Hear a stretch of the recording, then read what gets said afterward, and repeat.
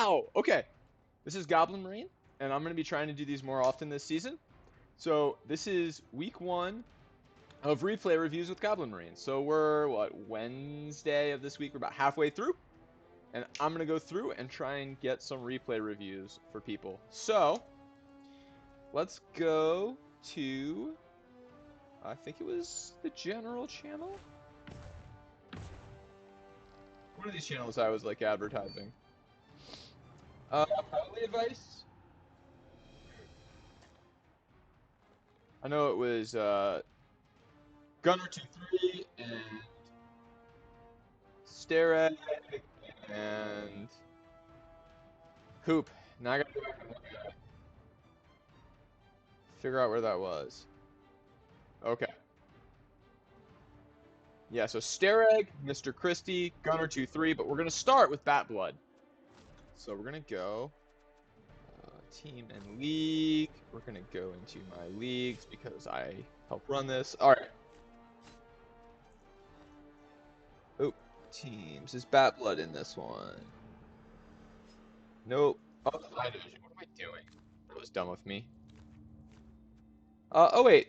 Let's go to Discord and look for his color. Orange looks to be Rika. Okay, there we go. So let's go to Rika. Schedule. And I apologize, this is going to be... Let's actually... Hold on. Do... Spoiler protection. We're going to do some spoiler protection here. Teams... Oh, this also has Gunner23. And Starek. This is all of them. So Bat Blood is the dwarf team, which is called And Rolling. All right. So let's get into the replay. And once that gets... There we go. We can do this now. Haha! Here we go. All right. So, Bad Blood wanted me to look at the second half and give my thoughts on alternatives for how to stop those namby-pamby elves from stalling. So he's playing dwarf. It's the second half, so I'm assuming the roller is out of the game at that point. So we're going to skip over the first half. Elves, okay, so dwarves took offense first. And let's just kind of skip through here. Turn on skills. Dwarves are probably going to slowly punch their way up the pitch. So, first off, this is good for Bat Blood. It's hard to stop elves from scoring when they have all their players, so getting a bunch of removals is helpful. So, he got 4 removals in the first half. And is on 2, 4, 6, 2, 4, 6, 8, 10 in the second half. Okay. We'll switch views. All right, so let's go ahead and watch this one. So, first off, I no longer try to stop elves from scoring.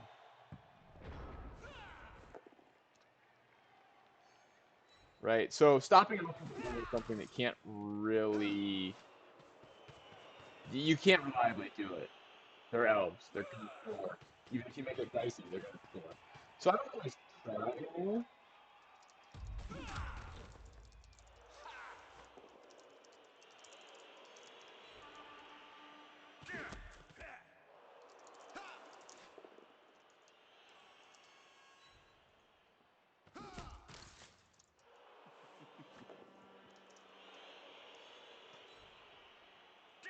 Sorry, just tagging people here. I don't try to stop elves from scoring. The goal against elves is not to stop them from scoring, because they're going to just score. Like, it's hard, but they'll just chuck them cubes and, wow, points on the board. So, stopping elves from scoring, the goal is to make them score on your terms. Make them score on the wrong elf and make them score early. And what helps with that is beating them to a pulp, right? So, 1, 2, 3, 4, 5. The elves are on 6. Yeah, on 6. So, this is going to be a rough half for the elves. They're down 4 players. So, right away you can actually think about scoring. You're up 1-0. You either want them to score your dwarfs, so probably turns 9 through 11 are okay. If you get into the 13, 14 range, a deep kick can really, really mess you up. But if you make them score in the first 3 turns and you get a 6-turn counter draw, that's probably job well done. I would guess.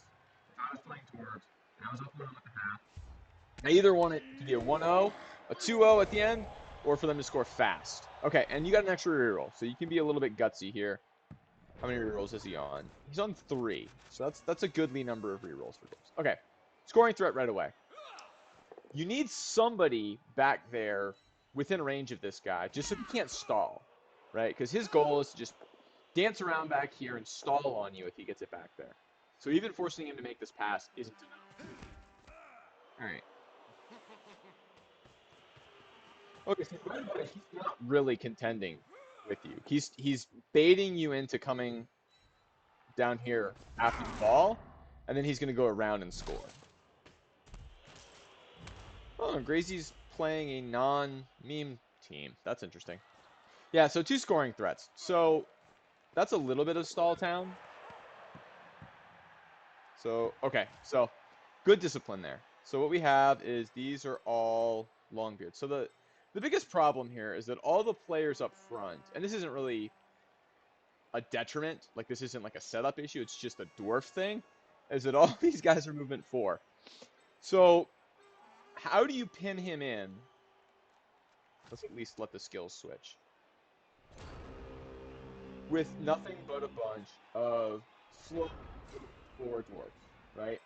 You got a thrower with leader, so if you take him off the pitch before he uses a reroll, he'll regret not rerolling the pickup.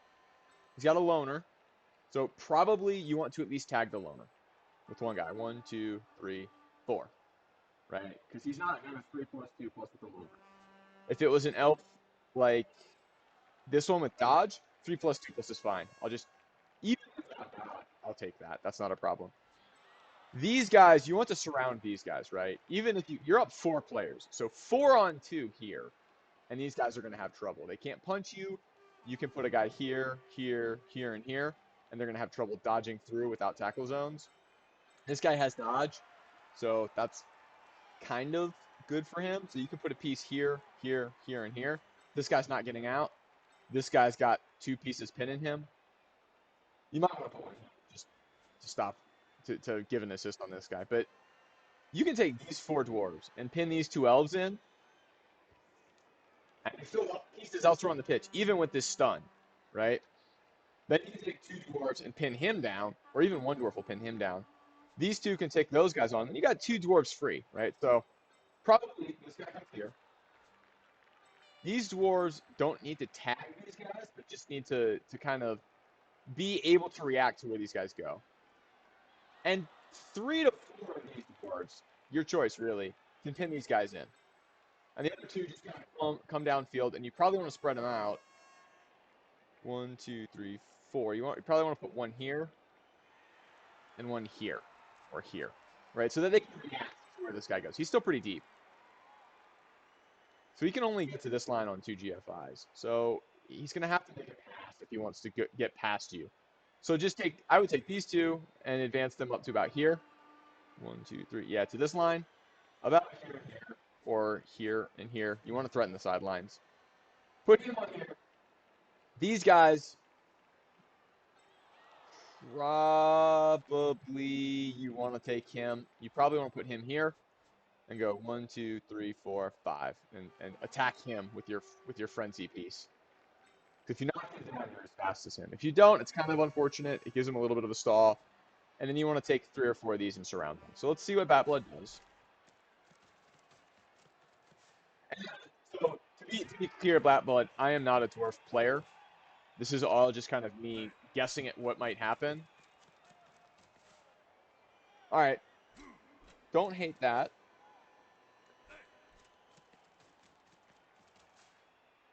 So I do think that not multi-marking these guys is a mistake, especially the one with dodge. You need to have. That's good. That's good. But that gives him an out this way. I do like this. I don't mind ignoring the loner. He's a loner.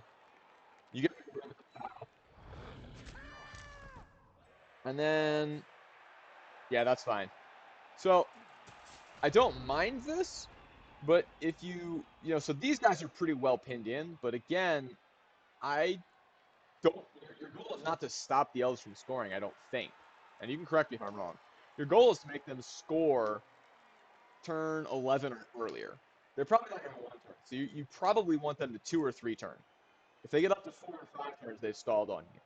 So you want to get these guys pinned in a little, but not. You don't need to surround them because then there's a lot more of his pieces here. You have a huge man advantage.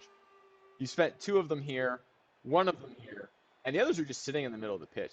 These guys are not exerting any pressure at all, right?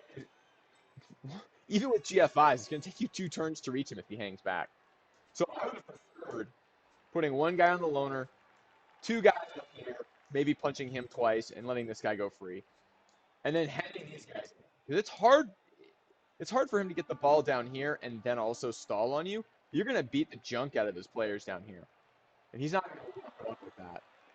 So I would like to see the Mighty Blow guys based with these elves, because that's the danger. The Mighty Blows, especially with tackle, that's dangerous to this piece.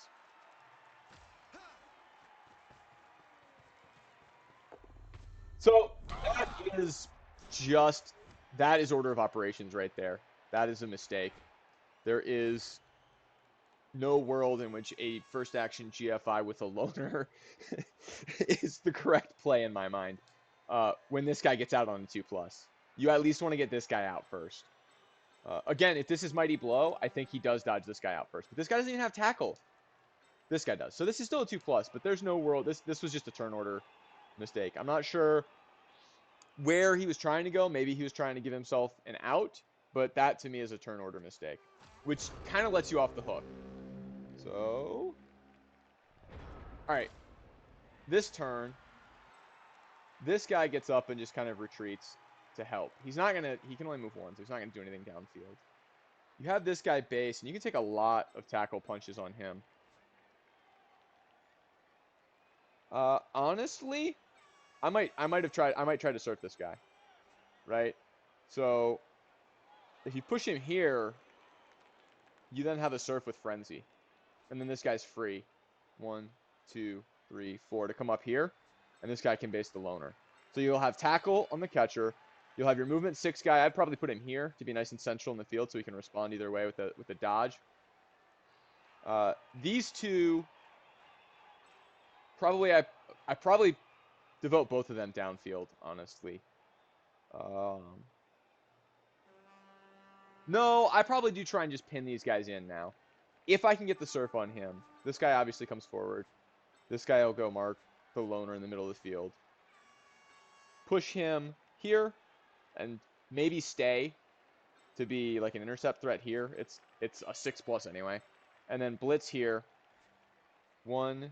So if he's here, it's 1, 2, 3, 4, 5. So you can actually double mark this guy. 1, 2, 3, 4. You can double mark this guy. So you can have this guy double covered, this guy double covered. They're not blitzing out. They have to dodge out. Neither of them has dodge. This guy just kind of centralizes. Maybe one of these comes downfield and the other marks the blitzer. But I think you want to be marking him up. All right.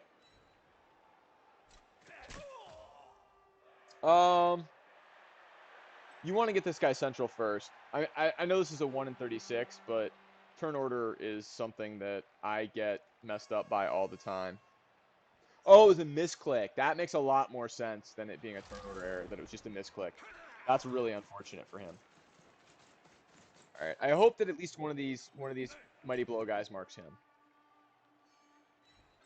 I would have taken the boat down on him. No, I wouldn't. You're good. You're good. You're good. One of these guys.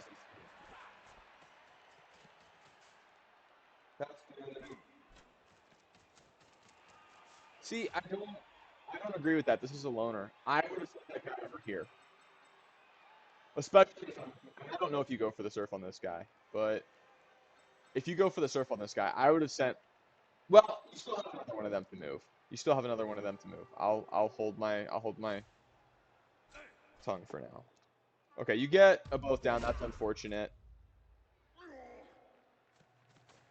1, 2. You can still go for the serve. That is real unfortunate. I would have re-rolled that. I absolutely would have re-rolled that hit right there. Because you want pushes, right? You want to surf him. Because this guy being free is fine if you've surfed this guy. I know people will say that it's greed. I play a team where greed rerolls are sometimes the only path to accomplishing anything. I would have re-rolled that block. Absolutely to go for that surf. I would have greeted it. You did? No, that was a different guy. Okay. Yeah, so this is a challenge now, right? This elf gets away on a 2+. This elf gets away on a 2+. This elf get all these elves. None of these elves are held in. You don't have tackle zones on both sides of any of them now. So you actually you forced him to roll dice, but you haven't limited his mobility. If you look at it, right? All of these elves can dodge somewhere without tackle zones. So that's where if this guy is standing here and takes the both down, this guy is hemmed in. He's stuck because he would be here, and you would have a tackle zone here all around him. He would at least be limited in place until this guy moved first. But with this guy here, this would still be a tackle zone. So if this guy had stayed here and you'd taken them both down on this invisible full moon, you would at least have invisible full moon pinned down. And with your man advantage, that might have been enough. Because this blitzer has to go back before he can come forward. But you haven't actually limited the mobility. You've just kind of forced their direction out. He's going to get the ball. I'll be interested to see what he does. Okay. So he's staying out of range. You can't even mark him. Okay. There's the dodge.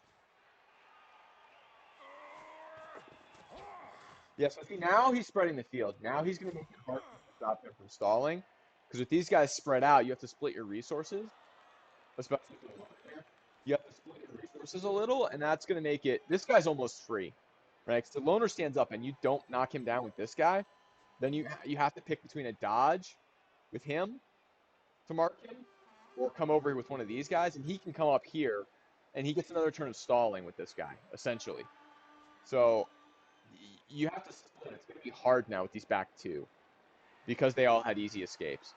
So this guy's going to dodge out. This guy's going to dodge out, and probably he will end up with maybe just the loner marked, and that will be a strategic mark. So this guy's ready to come and hand it off to him to score if he has to. Yeah, so now the elves are free. Now he has options. Yeah, I might have just stood the loner up and let him take the punch. I might have done that. Okay, so let's look at your spot. So he's back here. Clearly, this guy has to act as an intermediate, right? So 1, 2, 3, 4, 5, 6 gets him to here. 1, 2, 3, 4, 5, 6, 7, 8, 9. So what's that? A 2+ that fumbles on a 3, or a 4+ that fumbles on a 3? Is that right? No, it's a minus. It would be a -1, so it's like a 4+ that fumbles on a 2 with pass and safe arm or a safe throw. That's a pretty decent pass to get up to this guy. So he can actually pass it directly to this guy. 1, 2, 3, 4, 5, 6, 7. Handoff and score if he wants to. Next turn. So he now has a chain. You now have to mark all these elves. The good news is you can kind of just reposition your back to deal with these elves. But this guy now has to go to the left side. 1, 2, 3. No, he doesn't. Never mind. Never mind. This guy needs to come over here somewhere. This guy probably steps here. One of these guys comes up here, I think, just to mark the loner. And that's 3 on 3. So he might come up here. I might take him here. Actually, this guy will come up and mark this blodge piece. Take him and put him like right here or right here. Take this guy, 1, 2, 3, 4. Put him there. 1, 2, 3, 4, 5. Pin this guy to the sideline or knock him down. This guy then probably goes like around somewhere on this side of that loner, and this guy comes over here. That lets you threaten the whole width of the field. You can get this guy marked up by the sideline where he's either down or risked surfing, so he's got to take a risky move with him. This guy... Yeah, the problem is that he's got a blodger here. So this guy, 1, 2, 3, 4. Yeah, so these two mark the blodger, I think. From here... Yeah, these two need to mark the blodger. That would leave 1, 2, 3. No, because this guy has to... No, yeah, because this guy was coming over. And then this guy kind of has to come to the side. So... Man, he has made it hard with the way he's got blodge. It's tough because you want the tackle 1, 2, 3, 4. Your tackle mighty blow piece probably needs to go here. Your other tackler probably needs to go on this elf. I suppose this guy can come up and mark the blodger because he can GF away them places. And this guy and the Troll Slayer go after the catcher. And then these 4 front guys, he needs to be here. He needs to go here. He goes there. And then these guys just kind of trundle downfield trying to threaten the thrower. You've got a man advantage. You can press it. So I'd like to see a lot of aggressive production.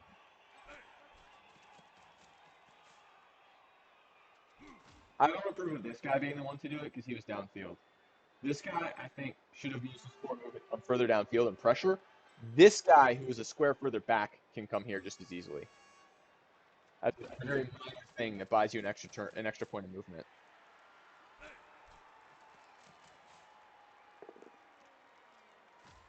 Should have hit from this square to push him down. Because now, if you hit from here and knock him down, he's still marked by this guy. And then this guy can use his other movement to threaten other parts of the field. Unless you're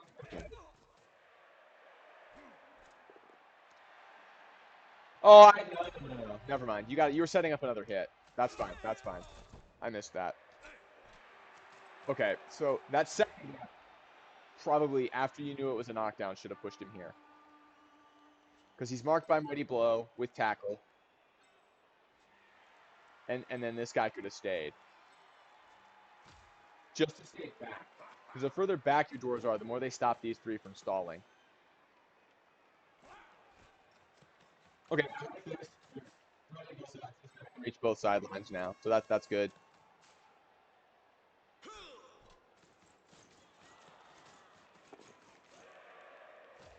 Yeah. Because you have to GFI to keep up with him. And this guy is marked. But it's enough pressure, I think. I think there might be an arrangement of these dwarves back here that's a little bit better, but it's not bad. It's not bad. I think if you were going to go more aggressive at the ball, it needed to have happened earlier in the drive. I think this is okay. You've got everybody marked except the catcher. So that's potentially an issue, but we'll see what he does on his turn. It's potentially an issue that the catcher isn't marked. I would have targeted the catcher because he's the one that's most likely to outrun you. If he's jockeying for position, the catcher is the one that can pull your positioning the most out of whack and then recover for the elves from it the most easily. Oof. That's got to be a reroll, right? Yes, to mark him. Okay. That really presses. That's a ton of pressure now. That presses the issue. Even this. There's no tackle. Yeah, see, now he's got the catcher.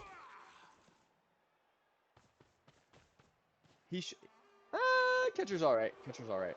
Yeah, see, now he's getting out of range. No more GFIs, okay. Marking him up. Oh, that's his blitz. That's interesting. He's rewarded for it. Yeah, so now, if the catcher comes up here, now you're in trouble. Oh, even better, he's coming back. So now you're in trouble.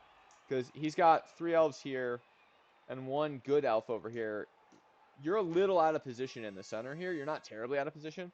But just because dwarves are so slow, he's making it hard on you. And I think some of this is as a result of not pinning in these 2 elves at the beginning. If you had a 4-man advantage, spending 2 men down here to hold these elves in place just to get punches on them turn after turn after turn. is a big deal. Because, again, you're dwarves, right? You're thick skull, you're block, you're AV9, you got block and tackle everywhere. Like, making him roll the dice, if he dodges, there's no threat to you of him dodging. The only threat to you is if he punches. So any dodge you make him take is a risk to him and essentially no risk to you basing him. You want to be basing him with your mighty blow guys. You want to be pinning him in and making him take bad dodges, both because it on a turnover he's wasted any unspent actions, and because you're way more likely to get another removal or two, and every removal you get is good. He has stretched the field, right? He's deep, he's wide, he stretches the whole field, and this means that your man advantage is not very well used here. You have to send your dwarves everywhere, and he's so much faster than you that if he gets away, you have trouble keeping up with him. So I think it's just a matter of not pinning the elves in when you had a chance, and like you passed up on a surf. Well, I would have agreed rerolled for the surf over here. Getting elves off the pitch makes it way easier to pin up the remaining elves. And yeah, that would have had 2 or 3 dwarves over here, but it would have gotten one of the good elves, right? One of the blodge elves potentially off the pitch. And again, I'm not a dwarf player. I don't know that any of my advice is correct. It's just my hot take. Okay, 3 die time. So you're gonna make him make a bad pass, a tough pass with this.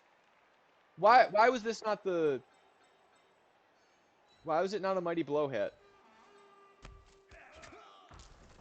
Oh, you wanted to push on him to base the ball, maybe? Ah. I wonder, yeah, I don't know if that GFI was necessary. I think if you stopped him here. Oh, now you don't. Oh, I see. That's fine. This is a higher risk for more reward though. This is fine.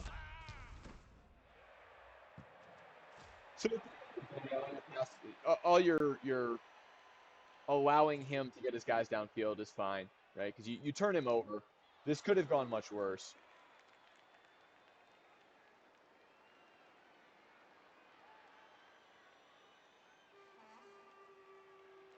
No! 1, 2, 3, 4, 5, 6.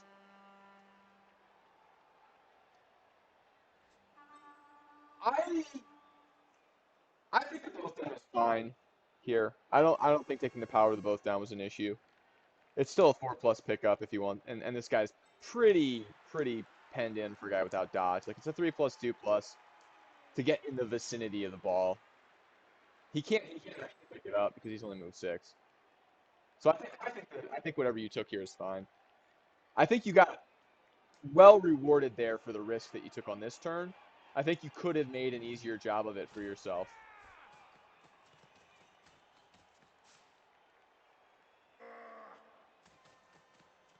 Yeah, I mean, if you took a boat down, there are better scatters there. So I agree with that now that he mentions it, right? Because you've got dwarves on either side of him, forcing him to roll dice, 3+2+ into a 4+ into a 2+, and now he has to pass. Yeah.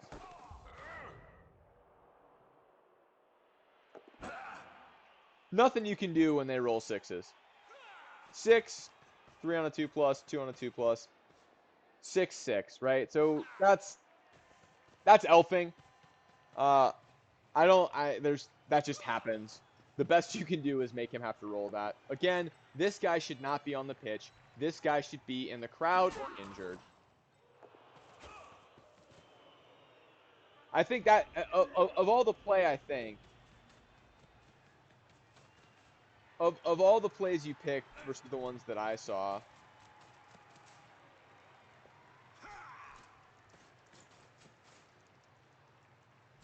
of all the plays I saw, the only one I actually disagree with is passing up that surf.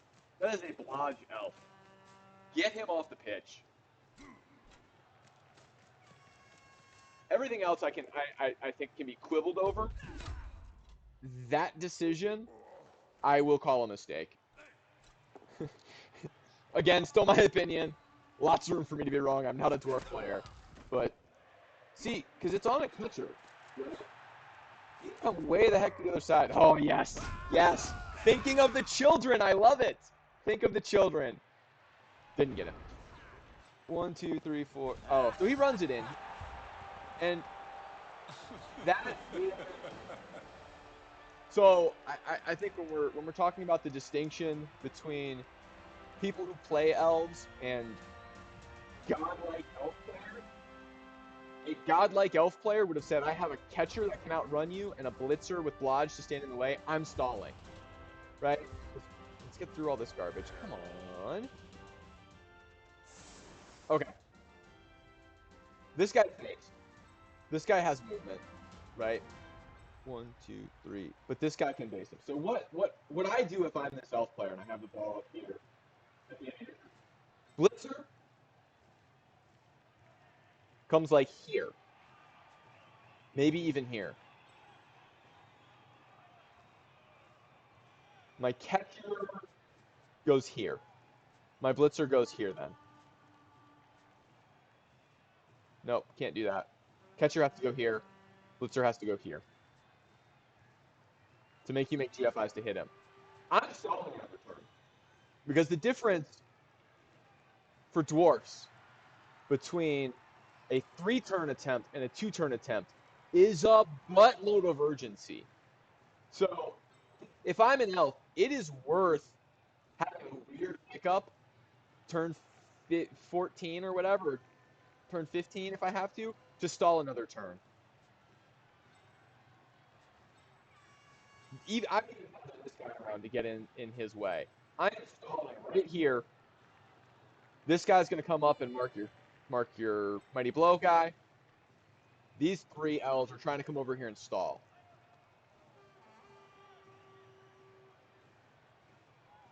I understand, but if you're an elf coach and you want to not lose games, you have to get used to playing on like 6 elves and stalling like your life depends on it, because it does. And that's one of the many reasons that I am a garbage elf coach, is I haven't learned how to do that yet. But I know that's the thing elves have to do. I mean, see, to be safe, you need another dodge. Yes. To stall, it can stall without the dodge. It's just not as safe. It's not nearly as safe, but it's doable, right? And that's one of the things where, if you're going to take the risk, I mean, granted it's early, getting SPP on this player is probably a higher priority than stalling and getting the draw. I mean, hell, put this guy here, put the catcher here, and hand off to him. Get the ball on blodge, because the 2 pieces that can reach don't have tackle. Right? This guy's marked. He's not reaching. You can mark this guy again. He's currently marked. This guy can't reach. Put the ball on blodge. And just in blodge we trust. It might end up being fake. If it's not fake, then you stall the turn. And you know you can dodge out on a 1 in 36 the following turn, even if they based you. So I think he should have stalled another turn, personally. But that is a matter of risk tolerance. Everybody has a different risk tolerance in Blood Bowl. Yeah, see, Super Base knows what's up with elfing, right? Like, and this is a situation where you don't have to stall 4 turns. It's turn 14. You stall 1 turn, and the dwarves have to make GFIs to score. Best case. Oh no, Gracie. I'm not trying to critique Gracie's decision making here, right? Because it's a matter of risk tolerance. It's a matter of what your goal was going into this game. If his goal was to get SPP on that thrower, or get SPP on his throwers, he should absolutely score. So, and if his goal this season is not to make a championship, is not necessarily to make a championship run, if he has any other goal for this team, then drawing or winning the game can take a back seat to other goals for the team. Absolutely. I'm not trying to say that he made a mistake by not stalling. I'm saying that if I want to not lose this game, I am finding a way to stall there. And if I lose it because I was trying to stall instead of because I scored too early and the Dwarves fought back. That's me, and that's one of the things I've picked up from watching Valk and S Hunter. I haven't seen any of Super Base's games, but I should have because he's in Clan. And watching these guys that S Hunter wins with 4 elves on the pitch, still stalling against full teams. Like, I think that he really could have made it. He could have punished you harder for giving him this freedom back here. Yeah, I skipped a spoiler because I didn't want to spoil the rest of the division, but I know that I'm aware that this is a 2-1. So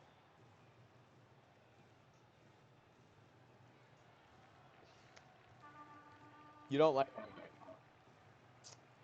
that's unfortunate for me, but it is what it is. It's not a money thing. This is just what I have, and it's what I bought.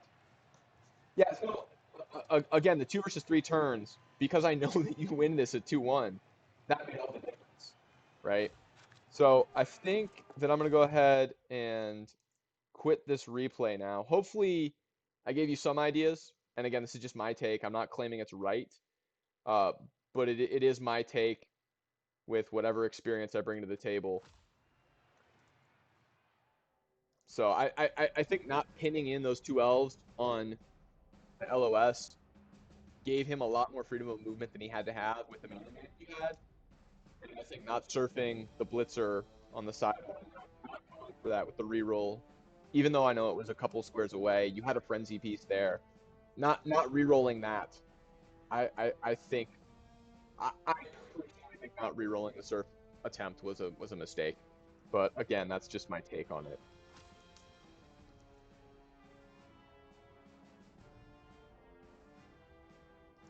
All right. So the next one, let's do Stereg next because he plays Kislev, and I haven't watched too many Kislev games, so they're awesome. All right. So once we get into the replay here, I will unspoiler this. All right. Here we go. Good. Stereotype. Awesome. Is there anything in particular you want me to look at while I'm watching this? Are there like particular turns or aspects of your play you want another take on, or do you just generally want to see what somebody else thinks? Okay. All right.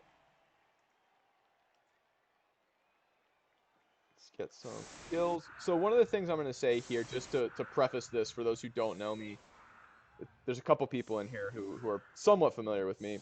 I am fundamentally an underworld player. That is what I have points of World War II with, and that brings some very specific things to play. Like their penalties, just in the pitch, um, and they are incredibly punishing when you make a mistake, particularly in order of operation.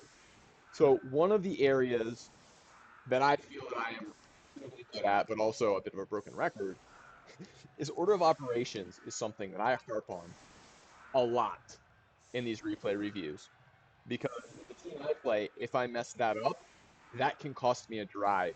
One turn of bad turn orders can cost a drive with the way my team plays. So it's something I try to pay attention to. I also play a fair bit of 2 reroll or 1 reroll leader play. So reroll discipline is another thing I pay attention to. Did you really need to make reroll? All right. Very clearly, he's going after the diving tackle pieces. Claw Mighty. That's a good.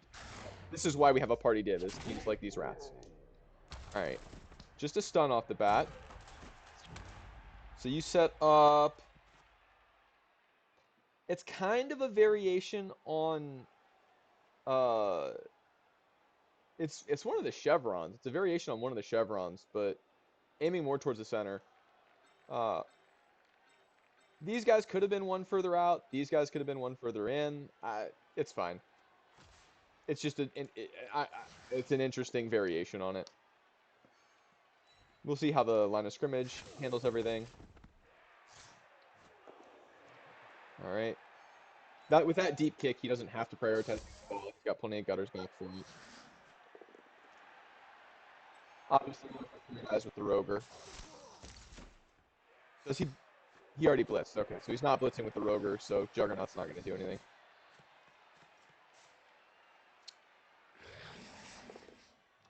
Got him. All right. But one for, well, that's two armor breaks, one of which was a Claw Mighty, one of which was Mighty Blow. Getting a removal right there's a little unfortunate, but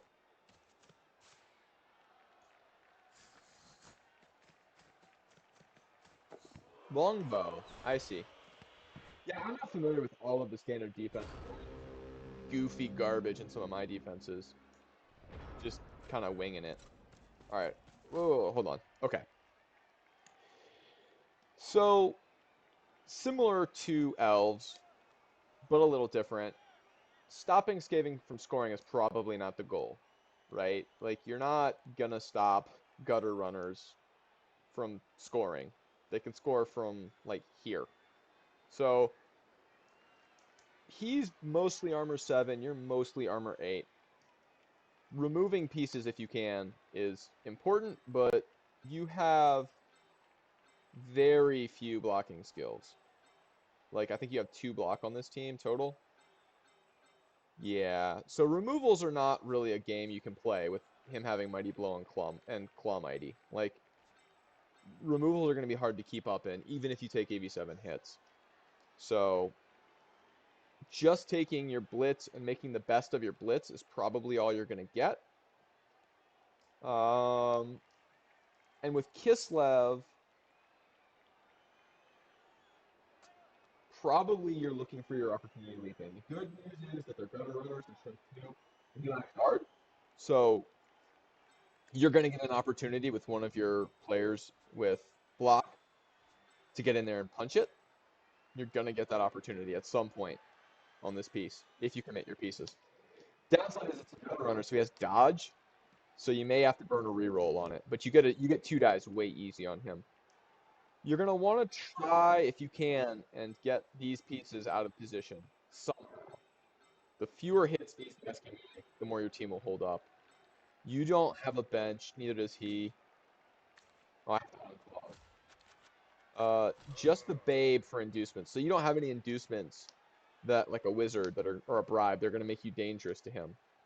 So if I'm the Rats, I'm not really worried about you. I'm playing the patient removal game with this guy. I'm just trying to get dying to elves to remove as many pieces as I can. Trying to base up with Baby Tilt, the Big Chuck reference, probably, just to try and take the mighty blow hits. I know what happens to Baby Tilt. I was there. It's unfortunate. So I'm not really sure what your game plan was this game, uh, but absolutely love punching any gutter runner that you can with a piece that has a skill to knock him down. The other thing, I might have, well, yeah, you don't really want to base. With these guys being way over here, I don't think it would have been wrong to base this gutter runner with diving tackle. I don't think that would have been wrong to go another piece like in here, just to make his dodges terrible. Uh, that is one thing that you have that a lot of teams don't, is you do have a couple diving tackles, which people tend to forget about.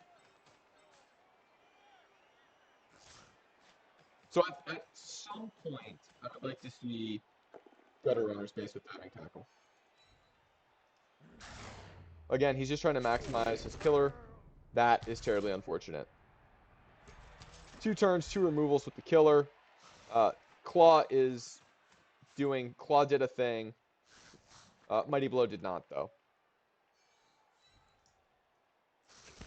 So that's really, really unfortunate that that guy's going off, but Claw Mighty does that. Just a rhino, and it's just about to hurt. So again, he's not too worried about the ball.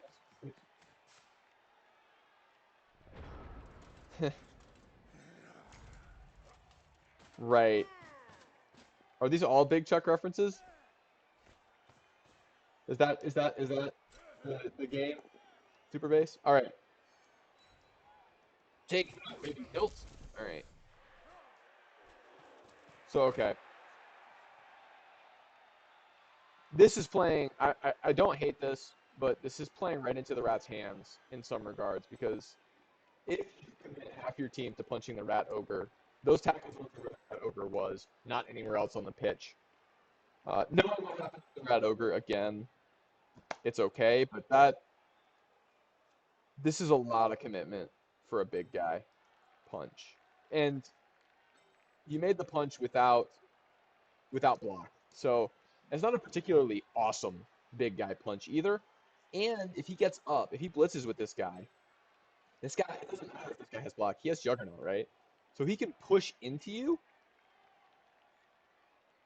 and then base this catcher with the rat over too. Push, push. And then he's all up in your grill with his big guy, and you still have to keep dealing with him. Uh, yeah, probably I would have stood this guy up, this guy, left or dot. Yeah, left. Leaping's better in this case because it doesn't have tail. I don't think tail works on leap. I'd have left out with this guy and left him basing him. And then you have one guy with the rat over to neutralize him, and that's it, instead of committing the whole team to him.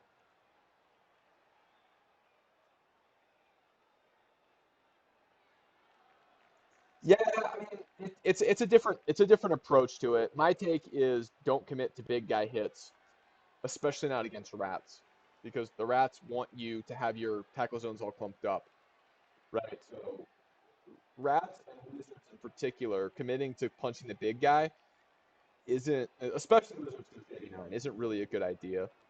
Uh,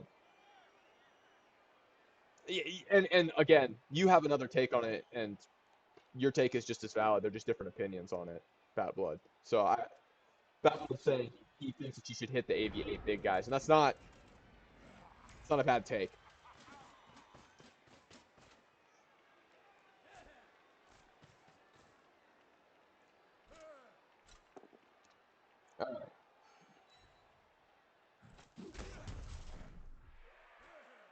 But especially with this piece and this piece being so dangerous, clumping up is you don't want to get caught in this. Uh, I don't know if you played this before, but you didn't need an assist on the gutter. So I don't know if this is to try and screen this, which is fine if you're trying to use these two to screen these back three, or if it was to give an assist on the gutter.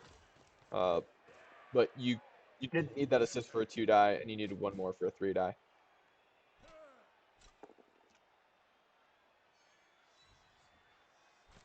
And again, Bat Blood, I play a weak team. Half of my team is strength 2, so clumping up as Underworld is death. So uh, clumping up is usually not the answer in my mind. Just it's been ingrained in me a little bit, and I don't always follow that when I play, but my better instincts tell me not to. You are rewarded though. You knocked him down, and he's out now. He's on the pitch. So he's doing the killer thing. He's going after the least defended player. You always want to hit unskilled guys with the killer before you hit guys with skills. Because again, both downs still hurt him.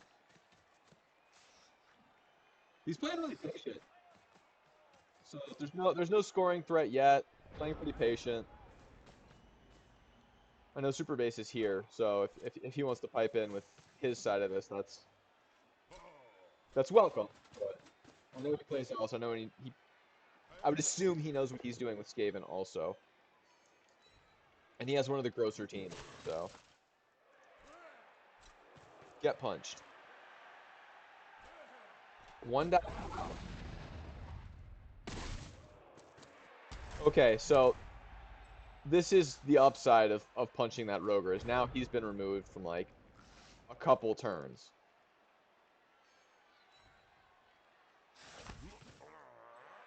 One, two, three, four. Yep, that seems right. So the one thing that's interesting is you're not like you're in his way. So he's not really threatening to score, but you're not putting pressure on his backfield, and he's getting the player advantage. Every turn that goes by, he's gaining player advantage over you because he's so much more dangerous. And he really doesn't have to start trying to score till, let's say, turn 6. He doesn't really have to try to put any pressure on the score until turn 7, but he definitely doesn't have to get any further forward than this line until turn 7. Right, turn 7, he's going to be here or better. So he's not at all worried. You know, he can blitz this guy. 1, 2, 3, 4, 5, 6, 7, 8, 9. So in one turn, this gutter runner can be in position to score pretty easily without dodging. So there's there's there's no pressure. You've kind of committed to playing this punch game with him, and I don't know enough about Kislev to know what the right choice is here. The rats are fast and can score, and I honestly am a little bit at a loss for what the game plan should be. So I feel that the game plan you're using is probably not optimal or the best, but I'm kind of lost to know what's better. I know that fouling the Roger was good, and getting him down, I stand corrected. Punching him down and then fouling him was the right choice there. In hindsight, it was always an option, but with what has happened now, I have no choice but to agree with it. It's got him out a couple plays, and he's one of the more dangerous pieces. Okay, so you're just playing the patient game. I, my only qualm with that is that he has block claw mighty, and you have two block pieces. So the patience game, the longer that you stay patient and let him pick and choose his battles, the more shots he gets at free removals on you without risk to himself. Because you can't really afford to base him, and maybe you should be. Maybe you should be basing these rats over here because they're pretty isolated now, and they're AV7. So maybe in this situation you should base up over here so that he has to choose whether he's going to engage you or try and go around you. That might have worked. I think the idea of wanting to wait until he cages up and then go after the rat, go after the cage, is good. But I don't know that without pressure, he's not going to cage up. He's going to stay spread out. He's going to screen, and he's going to put a dodge at least in addition to a leap between you and him. He's not just going to give it to you, I don't think. Uh-oh. You reminded him that fouls are a thing. Oh, he's not going to foul. I am disappointed. No foul? He did cage up. He did cage up. I stand corrected. But see, you being Kislev, this isn't that big a cage. This isn't that big a deal because if he can get a guy here, he can punch from here. Or yeah, if you can get a guy here, you can punch from there with leap. So against like elves and stuff, this makes it hard to get a two die on the ball. But against Kislev, it's a little bit riskier. But you can step here, or this guy can just. Well, it's a little hard to leap here, so I take that back. It's a little hard to leap here.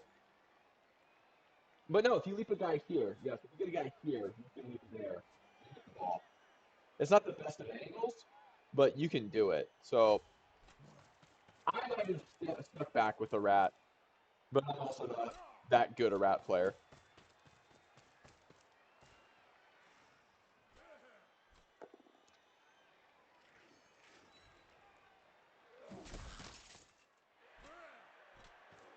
I mean, super passive offense is how Golgothan wins. The one game I played against Golgothan and didn't lose, when I did, I sat right about here and said, "You're not getting by me." And he sat all his rats here and said, "I'm going to wait for you to engage me, and I'm going to run by you." And we stayed like that until turn 6. I didn't throw a single punch, I don't think, until turn 7 when he came forward and said, "Oh, crap, I got to score." And that game was, I think, a 1-1. Yeah, Super Base, Super Base, you also, the other thing with your patient game that I noticed is you have Claw Mighty. The longer you play that patience game, the more free removal shots you get on him. So that is, from the attrition side, the patience is not in his favor. It's in your favor by far. You've got the better Agi team, and you've got the better patience team. Early Kislev, I think, really needs to chuck the dice because they don't. The only skill they have is very long legs and leap. So the only thing you can reliably do is get over a screen or into a cage. Yeah, I understand your play here. I don't think there's anything wrong with your play. I think there's other ways to play this, but I don't think your play is wrong at all.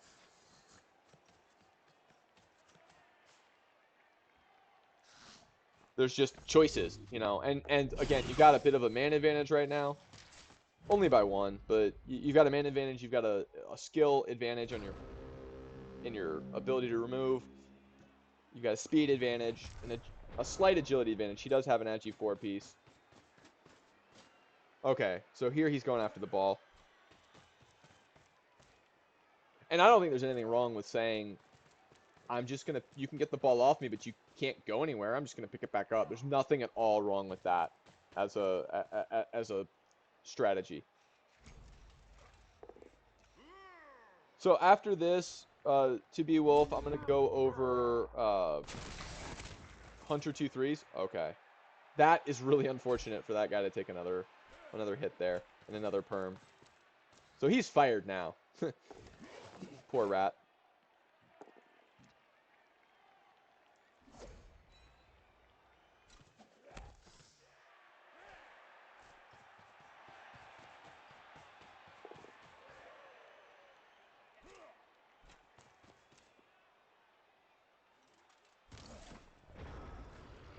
Okay, so this is a decent spot for you suddenly.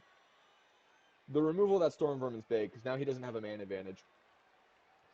He has a player stunned, so even with this guy down, he's not at much of a man advantage.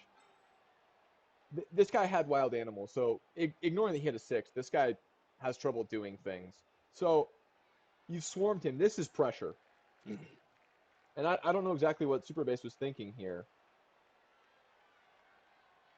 You're supposed to hit the claw. Either way, you got a Storm Vermin. Yeah, it would have been better if it was the claw, but getting one of his block pieces off helps too. Knowing that it was removal, it's really sad that it wasn't his Claw Mighty. Knowing that it was a strength bust, it's really unfortunate for the rest of the division that it wasn't the Claw Mighty. But he might have appoed that actually. If it was Claw Mighty, he might have appoed that. The Agi busted guy is not worth the appo. So that might have changed this game. So now you've got some pressure, which is all good.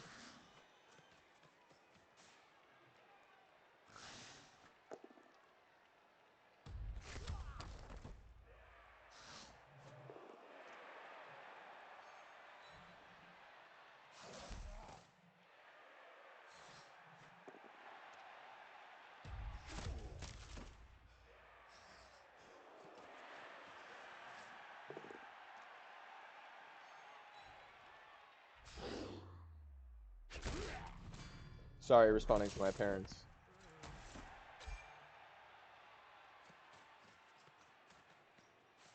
All right. So you had some pressure on. He appears to have escaped it.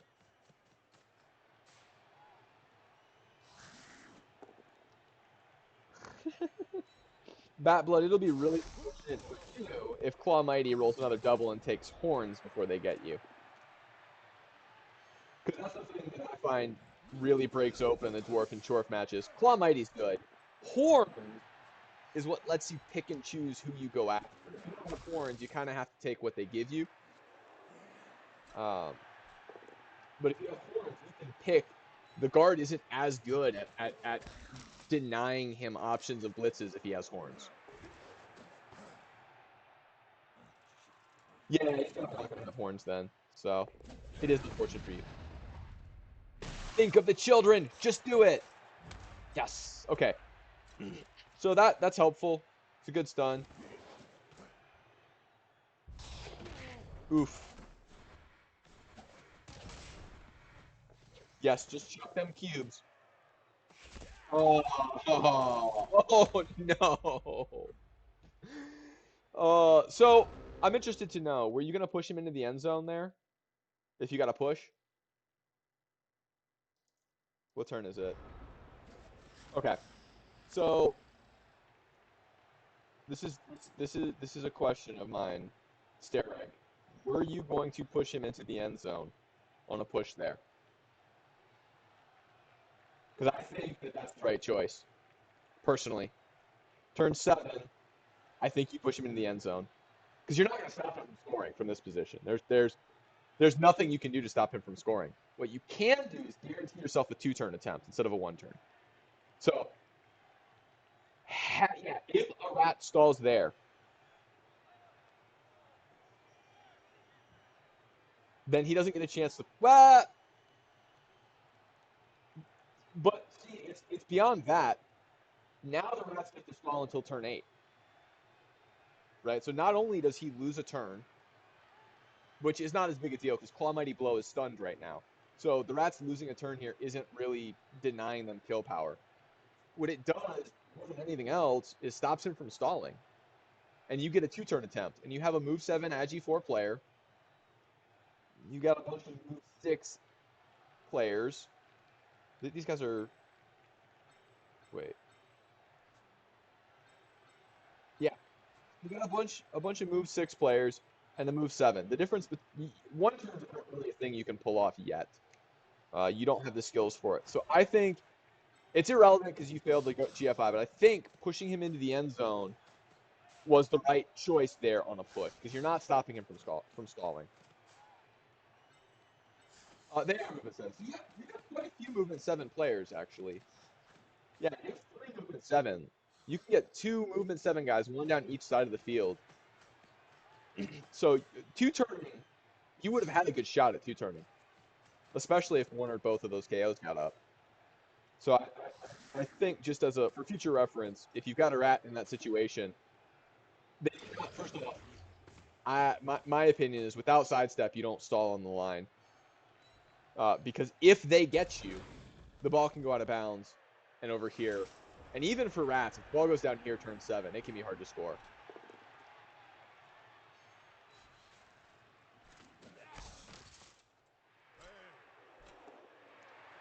Yeah. So for this team, 1-turning is not an option. For teams with 8 play with movement 8, 1-turns are still difficult. So 2-turns are always better. 3's obviously even better than that. Oof. Plenty of reroll. Let's do it.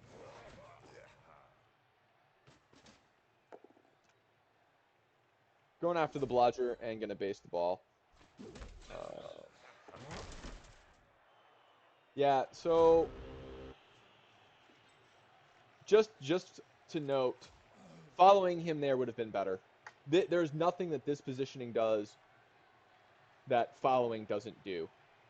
He's got a wrestle player, he's got a block player, he can make it a 2-die. You did not need to do this. You should have just followed and stood here. Let him take his hit on you because he's going to get a 2-die with block or wrestle anyway. And not risk the GFI.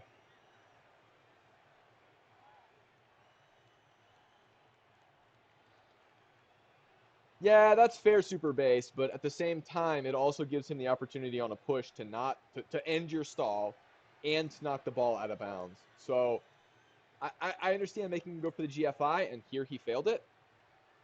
Personally, I don't stall on the line because of those 2 risks. If I'm trying to really stall, I wouldn't stand on the line without sidestep, and because of the risk of the ball going out. But again, if the ball goes out there and goes way downfield, even your fast rats are gonna have trouble hoofing it. It does make you blitz the ball free, but that doesn't. Your turn is. Yeah, that's fair. You can get 2 hits, but yeah, fair enough. That's fair. I guess you can make a hit with this guy now if you turn enough assists off. You go after him. Yeah, that's a problem then, because he does give you this. Oof. Safe. That was not a thinking of the children apo. That was a thinking of your team apo. But I mean, he also had a line rat midfield that could reach. So he doesn't need all 3. He can blitz into the center of the 3. So hold on.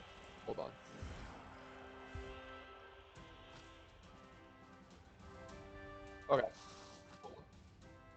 this rat. If you're standing here, this rat can go 1, 2, 3, 4, 2 die you hear. He then gets 2 chances on non-blitzes to knock you down on a 2 die. This positioning, it maybe it controls the blitz. I don't think this positioning buys you much. I don't think it's worth the 2+. But that's just me. And everybody has different risk tolerances. Everybody has different thoughts on this. My simple assumption is I'm not going to stop rats from scoring. That is the premise that I play games against rats from. The only way to stop them from scoring is if you remove all the gutters. Then you might be able to stop them. Otherwise, they're going to score.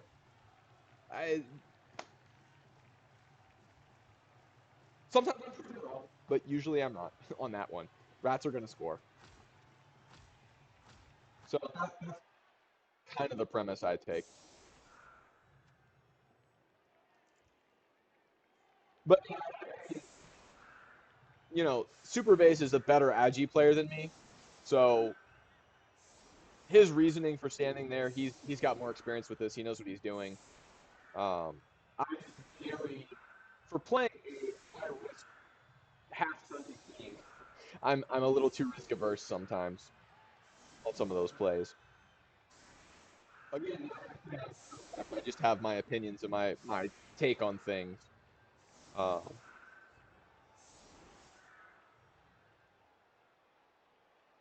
Yeah, I mean, so one of the things is I constantly have to remember that I am good at one thing and one thing only, and that is Underworld. That is the only team. Now, I get in arguments all over the place where I am not humble about my Underworld experience.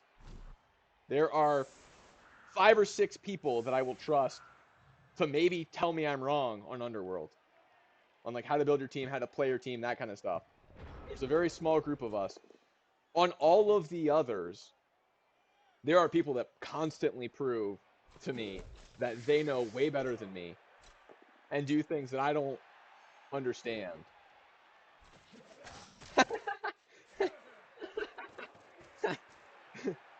Super Base, this team is one of 2 or 3 teams that forced us to consider doing a party div. Your greed has paid off with this team. And elves are a good team for you if you're a greedy coach.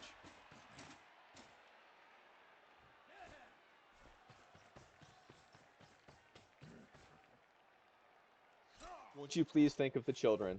Pretty please. Think of all of the children. Ah.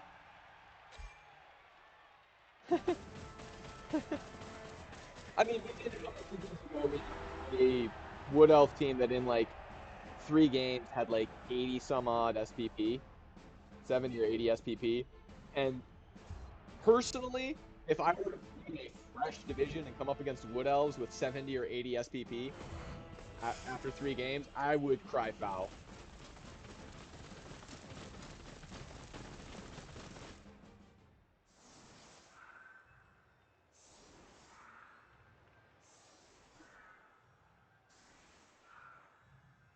Yeah, I don't know on Kislev how much hanging on to a niggled blitzer with block early on is worth. I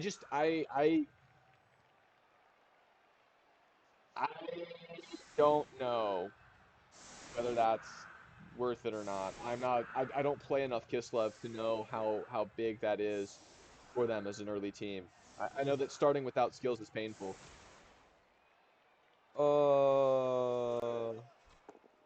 Oops. Let's get to the kick. All right, kick. It's not a pitch invasion or a blitz, so you still have a chance. Side note, blitzes and pitch invasions versus rats are complete and utter bullshit and should not be in the game. Thank God they're slightly fixing them for Blood Bowl 2020. Oops! You made a 1 die.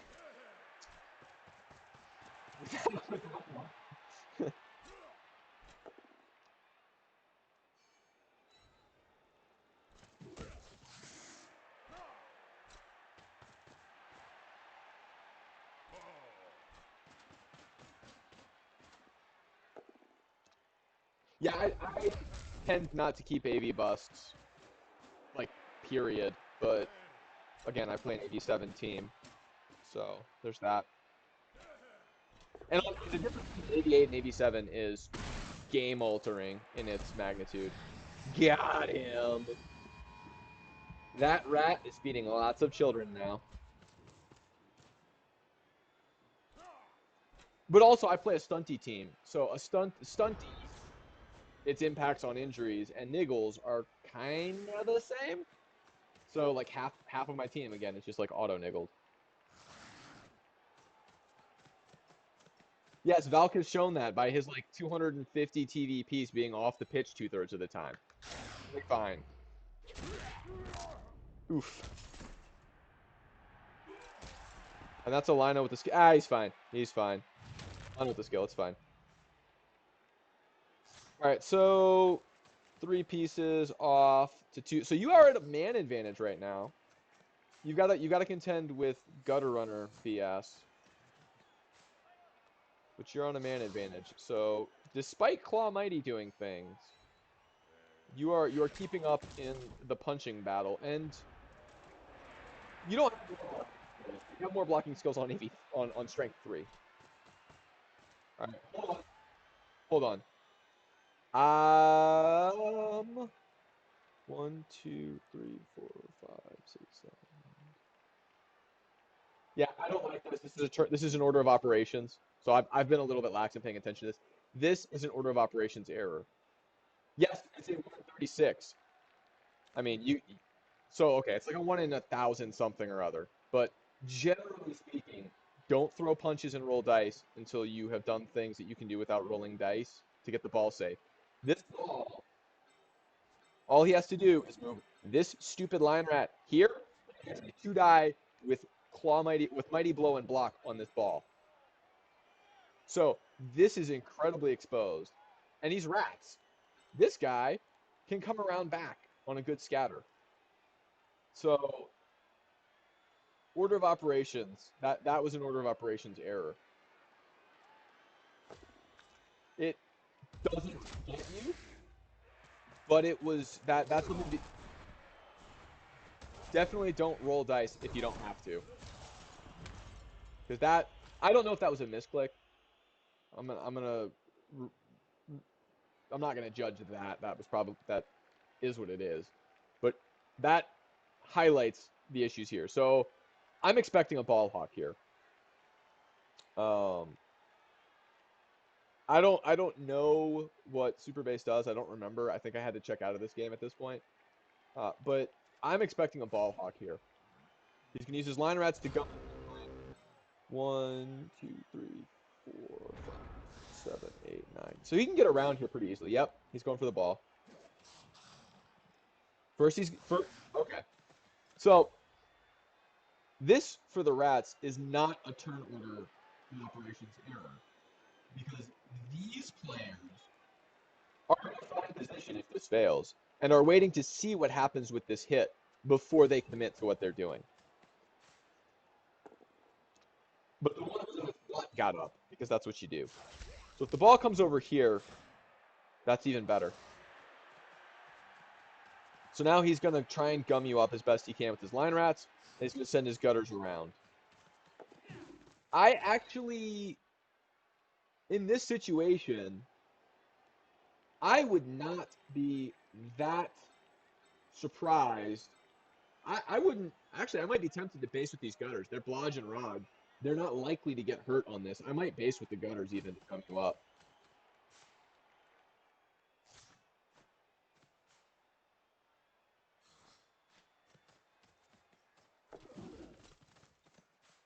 Yeah, see? So, you can easily get a 2-die on this, but he's saying, I trust Blodge. You don't have block in here, I'm going to give you this 2-die, and you're not going to knock me down. And then I own your positioning. That's one more piece that can't come after the ball.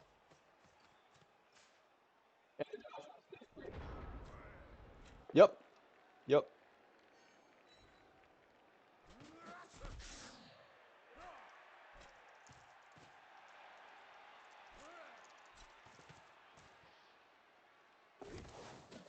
All right.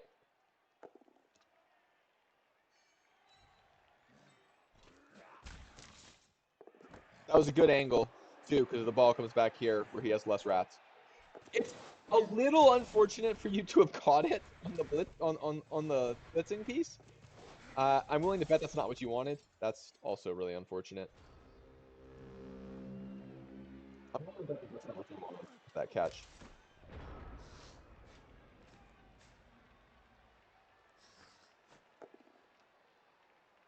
The GFI was so he couldn't hit me super base does on his way out.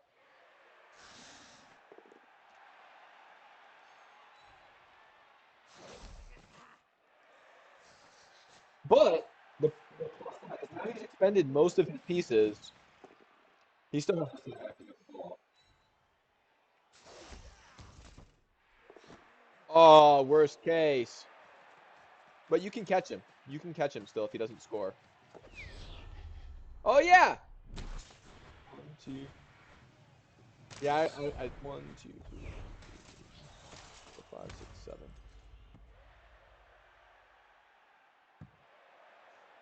7. That GFI was for the win there. Because if he scores there, it's gonna be very hard for you to catch up. I don't at all. I won't criticize that GFI at all. Because that GFI is literally to make this a 2-1 game or 2-0. Yeah, that GFI was basically for the win there. Okay. All right. This piece is out for a play. 3 pieces on the sideline to 2. So you got a 2-man advantage right now.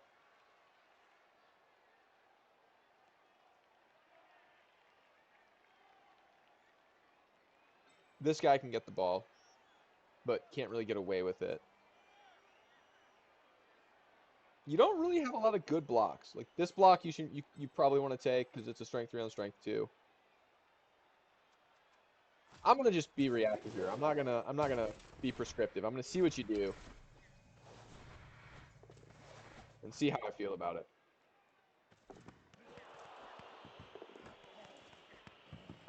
Hot potato. Oh, that's not a great scatter either. It's not the worst, but it's not a great scatter. He gets a free hit here. Um,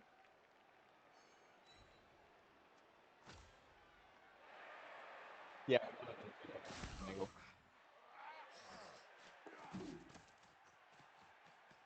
Can give himself an assist. Here now.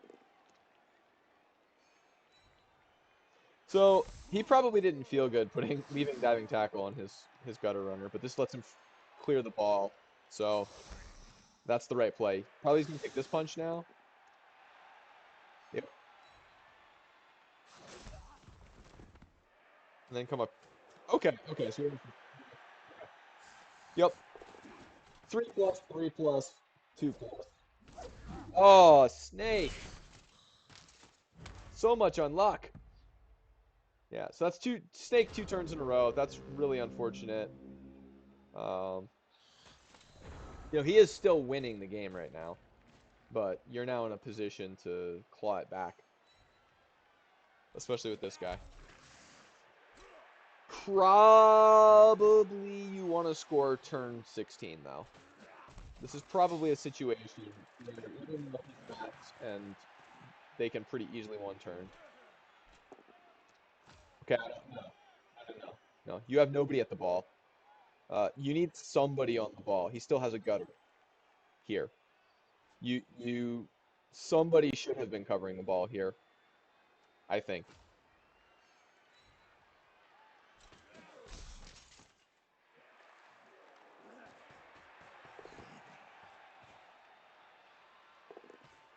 Now you do a pass, there's no reception chance. Well, you don't have to. That's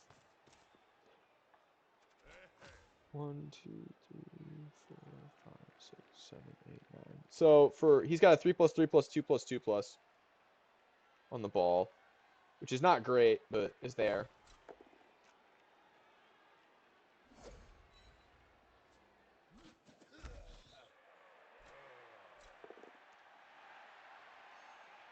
That takes a GFI. So now it's a 3 plus 2 plus. Or a 3 plus 3 plus 2 plus for a 2-die mighty blow hit on the ball.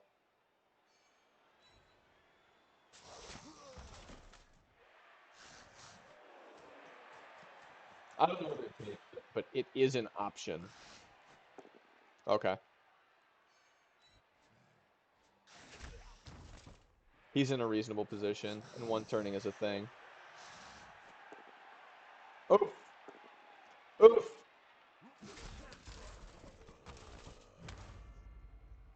Like I see why I think I see why he took that to get him out, but this hit is a 2 die. Oh, diving tackle. Yeah, I see.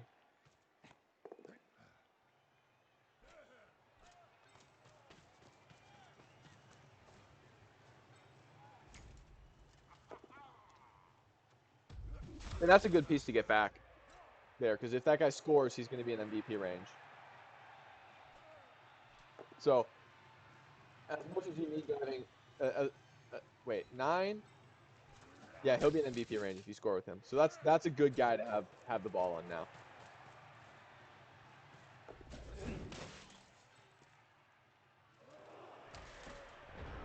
So he can base, but he can super base you, but he can't actually hit you. I think he can stop you from stalling though. Give him a 2 turn. Is my guess. Is that you score next turn.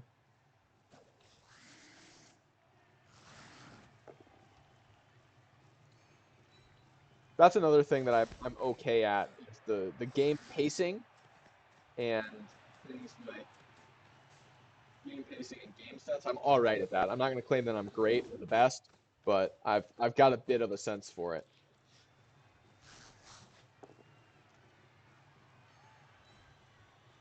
All right.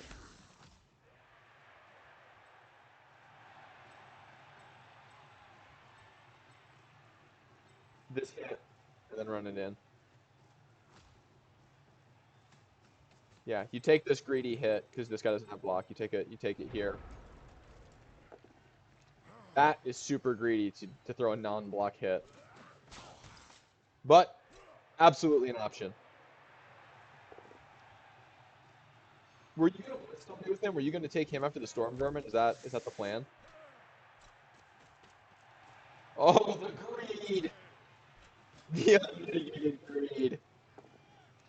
Oh man, that was ballsy, but it was an option. I mean, not just for the children, for your team, right? Because if you take Claw Mighty Blow out, every turn you're not taking a Claw Mighty Blow hit is one more player you potentially have next game. Yeah, I was actually thinking about foul. And on Claw Mighty, the rest of the division would thank you greatly if you removed that piece. Okay. Um, I don't really mess with that personally. If you're gonna do this, I think let's first I gotta see if you stay with it. Yeah, because you're not covering either side. Like he can get around you here, and this guy can't reach the other side. I think if you're gonna do something like this, probably this guy needs to be like here, and this guy needs to be in his spot.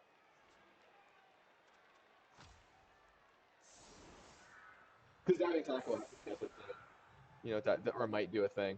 Diving tackle can potentially help you. Oh, he just switched to you.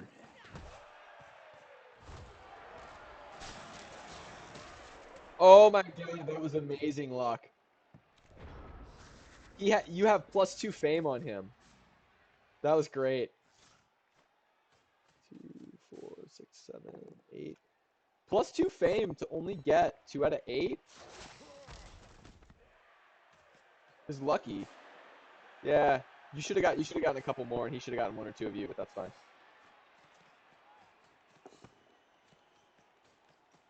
Yeah, I think that would have worked. I mean, the challenge with rats is that they're fast enough to do a full screen where they can, even if you protect 5 deep, they can get beyond you usually and get some screen protection, and it's just hard. But with Kislev, I mean, that with Kislev, the deep protect 5 may have been the right look. And I don't think he has enough players to protect 5. It would have been a protect 3. But I don't know if you know the protect 5, but it's a piece here, a piece here, a piece there, and then 5 behind them. So you're kind of screening them off. This is the one where he gets him. Yep. And had already had to Apo a dead off of the ball carrier. So that is really unfortunate that this piece is, of all the pieces, for it to be the block blitzer is really terrible.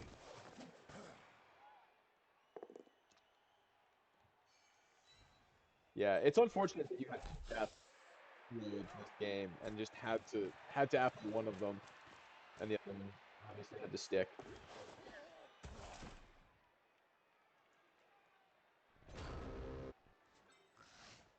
I mean, it was early in the game though, Kuchin. So just from a pure I need my ball carrier this game perspective, I understand Apoing the catcher. I understand not Apoing. He scores easily, and he's only 10 SPP or 7 SPP, whatever it was at the time. 9. I think he threw a pass. I understand it though, because you want your ball carrier.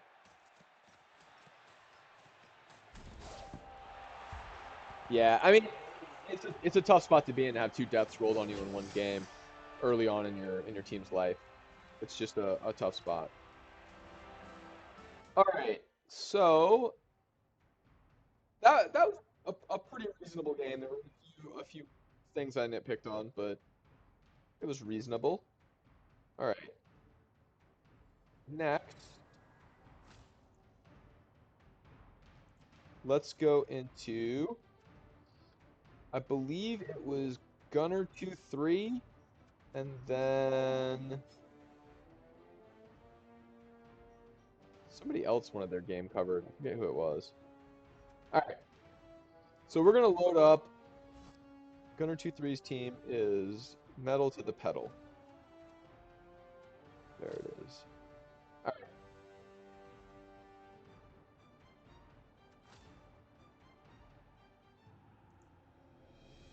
All right. Yeah, I'm gonna try and do these once a week if I can remember and have the time.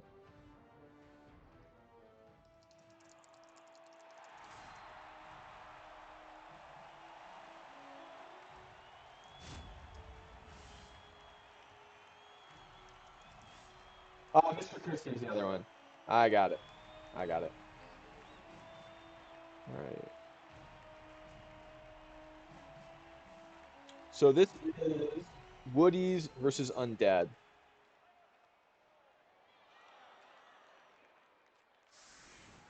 Okay. Or no, I'm sorry. Okay. Let's see what we've got here. Oh, this is that elf team. Yeah. So he's on 2 rerolls, one of which is leader. This is the one with the gross thrower who has strong arm. Uh, I've heard arguments against strong arm first on elves or at all because accuracy is cheaper and better, and you probably don't need both. I don't know if that's right, but that's the argument I've heard. So okay. Um, good word answers are gross, and this is a ghoulless necro team, so they lack sure hands right now, which is going to be a slight issue against the strip wall answer. And the lodge catchers are good. So this is a little bit of a beat up team. 3 loners. I would expect either one more catcher or a tree, to be honest. But it's been a while since I've looked at the build. Who needs sure hands? Yeah, Kuchin, I don't know much about Necro. I know everyone a wolf, or they fail. And a hard one to coach. I know that flesh golems need a flesh golem TD. Yeah, 2 injuries on this one. I doubt you need a pass. Um, I know that you really want guard on all of your strength access guys. and that the Mighty Blow White is debatable. It's like a matter of taste. Whether you want the Mighty Blow first or the guard first. And I don't say debatable as in like it's a bad choice. I mean like literally there's debate over it. So if you're the Wood Elves, your goal is to not score until the end.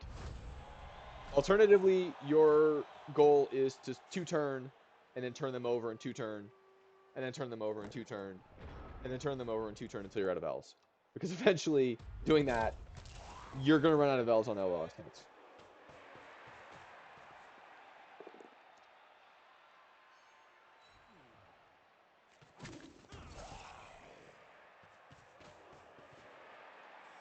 All right.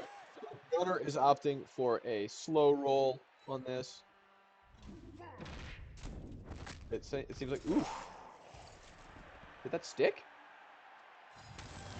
That is a helpful start for the Wood Elves. Is he going to think of the children? No, he's protecting his dancer. Okay. Gotta be farming. Always gotta be farming as elves. Oh, especially if you're on 5 SPP. Alright.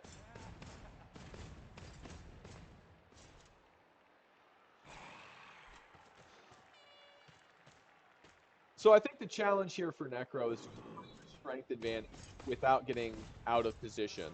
Because it's a slow easy to get out of position. But with these pieces being immovable, you've got okay, so he's doing the killer thing. You're going after the unprotected pieces first to get numbers. Then you can go after the good pieces. So that's kind of killer 101.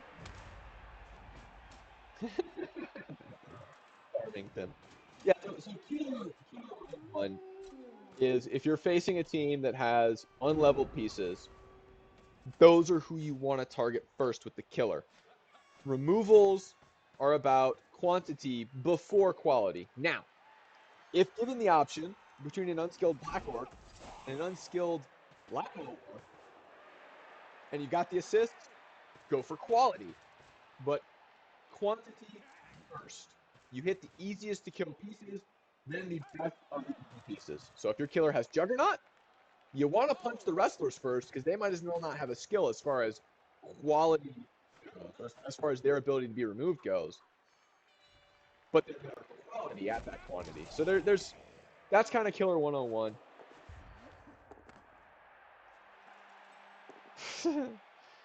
Oh man. This Wood Elf team is going to get 20 SPP a game just on passes, right? Somehow over 16 turns. So he is based. So this feels good, I think, if I'm Necro. Having this guy here feels good.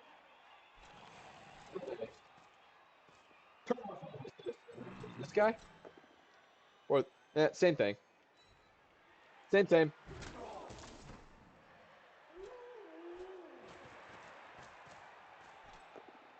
Oh! And you're going to push him up in here to get a bunch of blocks on him. Yeah, because now you get a flesh golem hit, and you get a white with mighty blow. Ouch! Punished for the greed on the reroll, but I see what he was going for there. And this again is like a play style and risk reward thing. Getting this piece off the pitch is high reward if he can do it. He was punished with the 1 and 9, but that's not too risky. And getting the fellow with mighty blow hits him, that's even better. So his wolf is a little exposed here, but it's not. Yeah, he's gonna punch the wolf, and then he's gonna run the war dancer away. Being very conservative, he's trying to stall this out. It seems.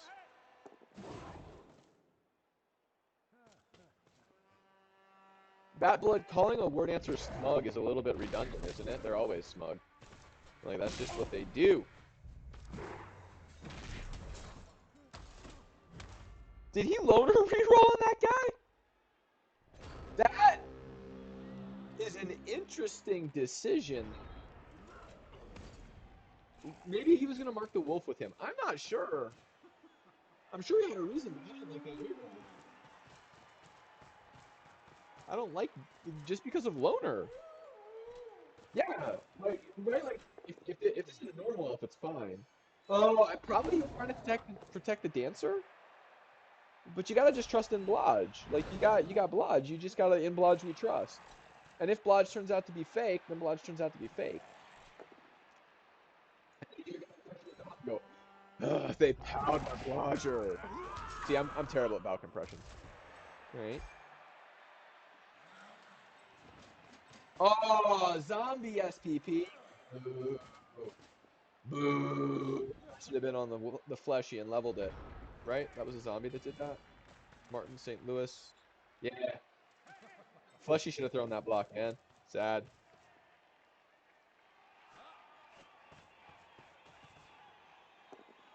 Okay, so he's gonna take hits on both wolves this turn, I would bet. He's going after this one. Gets in. Oh, ultimate reward for that.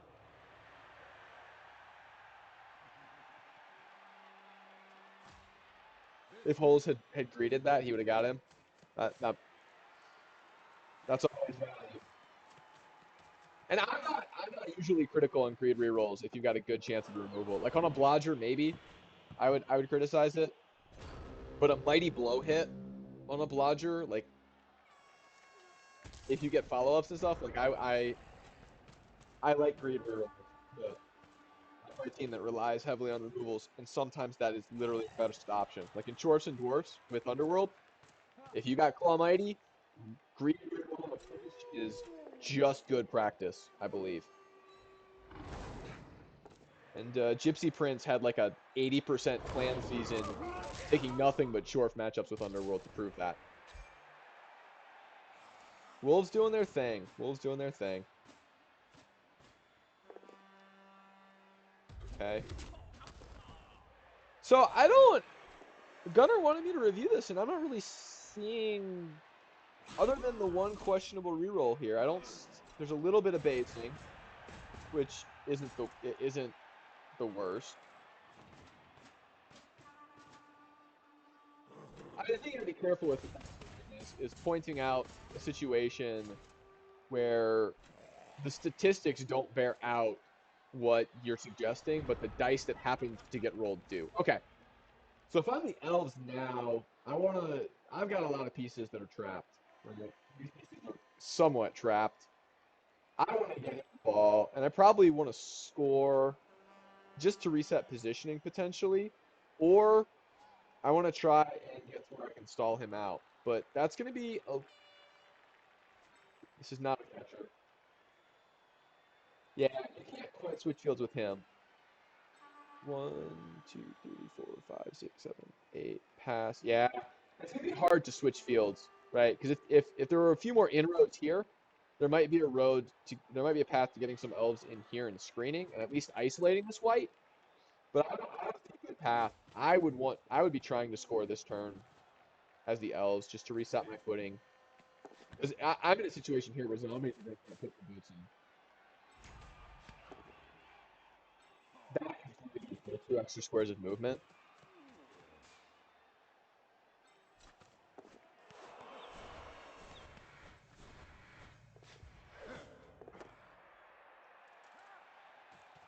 I suppose it's okay, but the pass would have worked. All right, so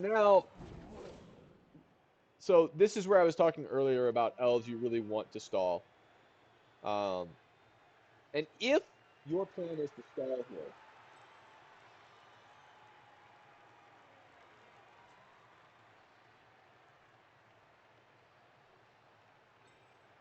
oh, it's hard because I see why he did this because the wolf can't reach him now. It's 2 GFIs for the wolf to base him, and another GFI for this guy to take a 2 die. So he's made it a 1 die most likely. It's a single GFI even for the 1 die. So I see why he did that.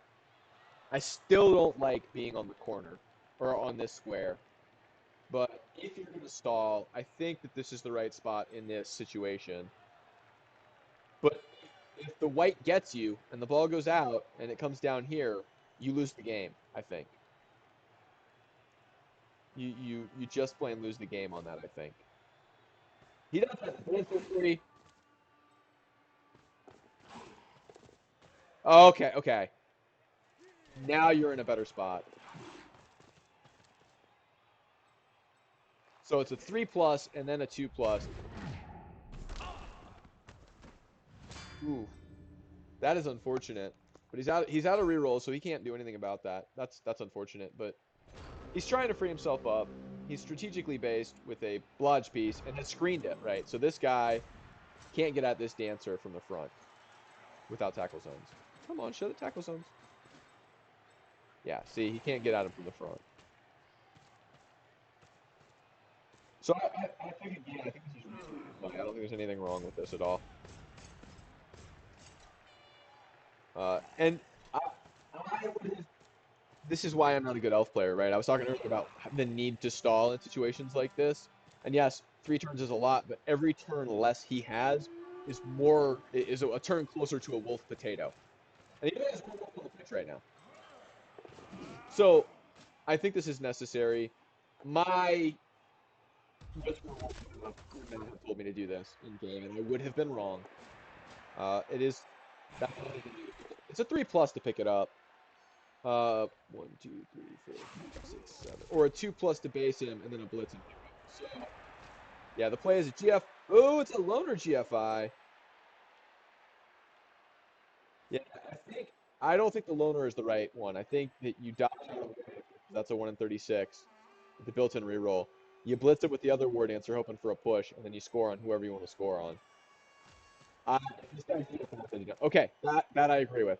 Preparing for that's also fine.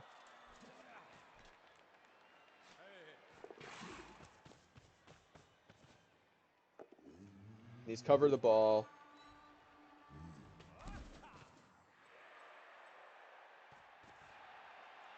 Trying to make it harder for the wolf to get it. He scores. Okay. So he came up with the ball. And to what Superbase was talking about, there's a bit of a room to play where you let them get the ball because you say, well, if you get the ball, I can recover it so easily. But it always makes me nervous seeing 3 of 8 scatters be the sideline. Like that's always makes me nervous. But again, I'm not an elf player. I'm not a good elf coach. I can kind of string together some elfing, but I'm not good at it. I don't have a high enough risk tolerance. All right. So Holes has bought himself 3 turns and a 1 player advantage.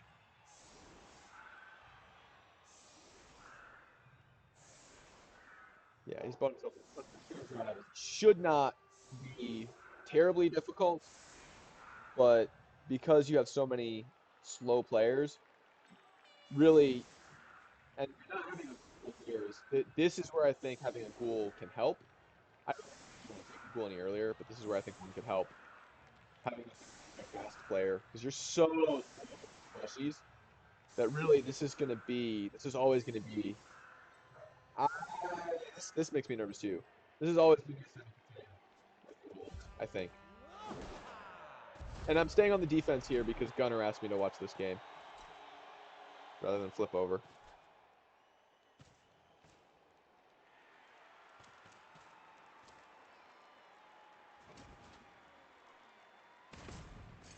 He has to step here. No?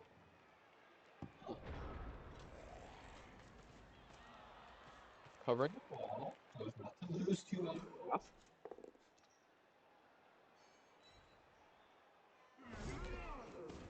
Okay. Marking up the thrower. And you do have 3 turns, so you don't need a scoring threat this turn. You need a scoring threat next turn. So this turn is to make your scoring threat as credible a threat as you can next turn.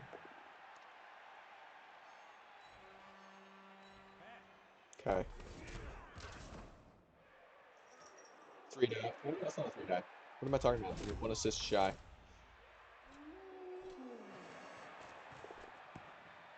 Okay.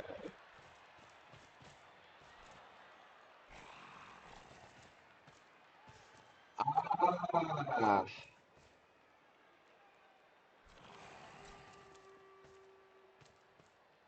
This guy has two war dancers. Okay. Give it in the back corner. So this is, in my mind, this is a little bit scary because it's so easy for him to get in front of you, but he also has to be careful not to over pursue here. This if I'm the Necro, that turn did not set me up well for my two following turns, in my mind, because of how the elves are gonna be able to pinch off the sideline and screen up in the middle of the field. Yeah. He should come here. That's fine. Yeah. Yep. Just leave him. Ooh! Spicy meatballs. So this is and this guy can reach the other sideline, right? So there's a lot of really fast elves in here. And sure, some of them are strength too, but there's a lot of really fast elves. So having them drive and in a score is really less likely now than it was.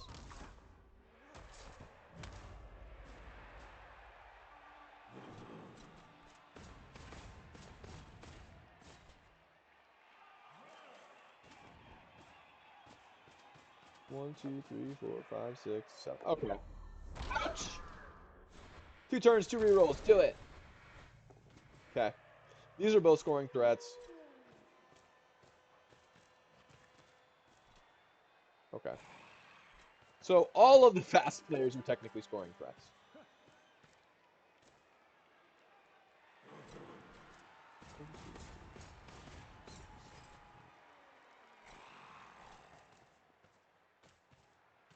Yeah, so this guy's gonna run down the wolf.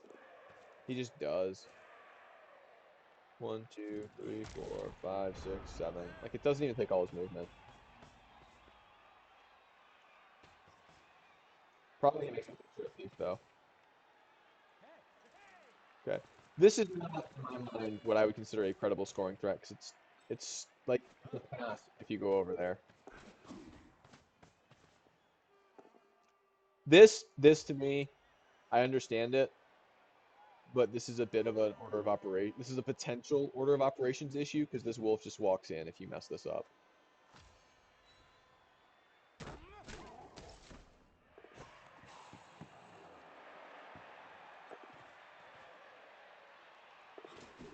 One, two.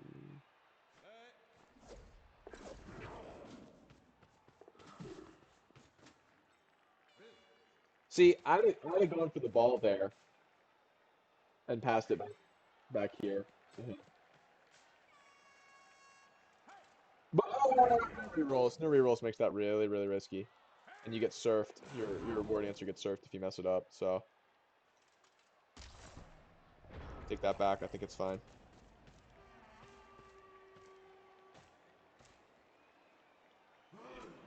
Yeah, so this is rough for the Necro, right? Because he's got to get the ball to this wolf, or he's got to find a path through here, which means it's a blitz through.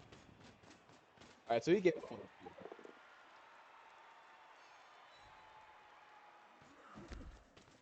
yeah.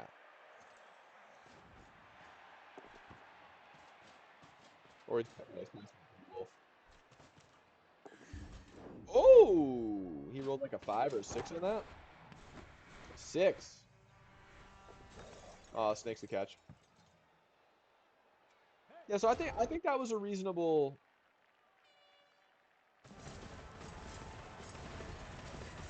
The dodge fail with the dodge reroll right after 260 to GFIs with no reroll. His technique. I'll have to look at that chain.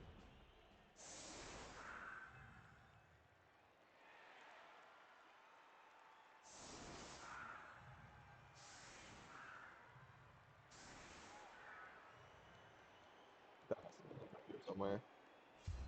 Hmm. All right. So the elephant stop all set. They're now gonna both go away. Yeah. So if your gunner 9 on 10 is not a terrible place to be. You still got basically all your gross pieces and plenty of rerolls. So if I'm Gunner, I'm feeling pretty good about this game right here. Because they don't have strip. I do have strip. Tackle's my easier thing. Ouch. The life of an elf thrower. Eventually you're just a lino. This happens to every elf thrower. Pro elves and wood elves, especially if they have throwers, is at some point the guy just protects the better people. Now we make a cage to discourage shenanigans.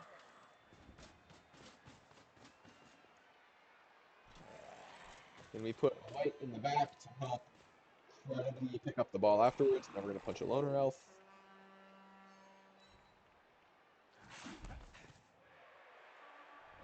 Okay. Might have been better with the loner, but if you punch a fleshy, you get the pushes. You're just asking for pushes if you punch a fleshy. Punch a fleshy, rather.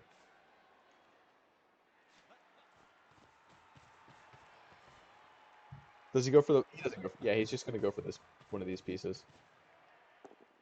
Goes for Mighty Blow. So he's tired of getting punched with Mighty Blow.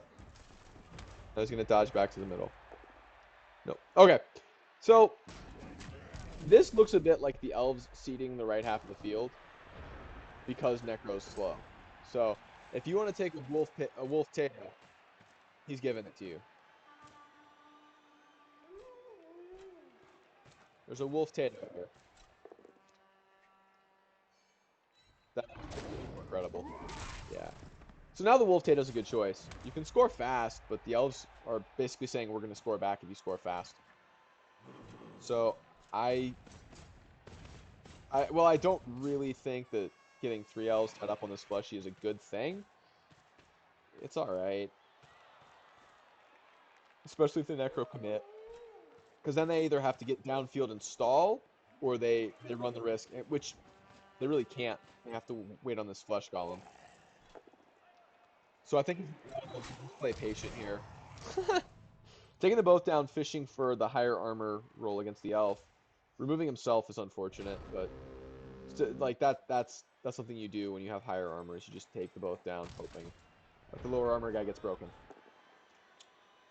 Immediately hit the blitz here with pieces, and we're gonna go put up a threat in front of the ball. We're not gonna base anything, but we're gonna get in front of the ball because again, the 2 wolves can't go it alone.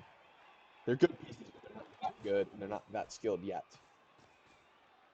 And we have tackle, so even if they were blodge, tackle would pose a threat. The question here is, does he punch the fleshy again with one of these guys? Nope.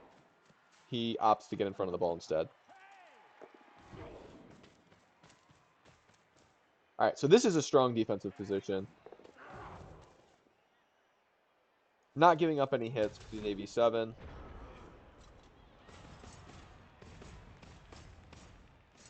Yeah, this piece might have been better here.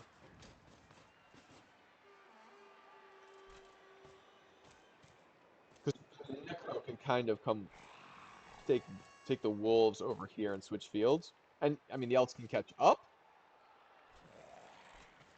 But they bought themselves 1 or 2 squares of forward movement at the least. They bought themselves 1 square of forward movement. And they only need like 2 or 3 more to hold the draw.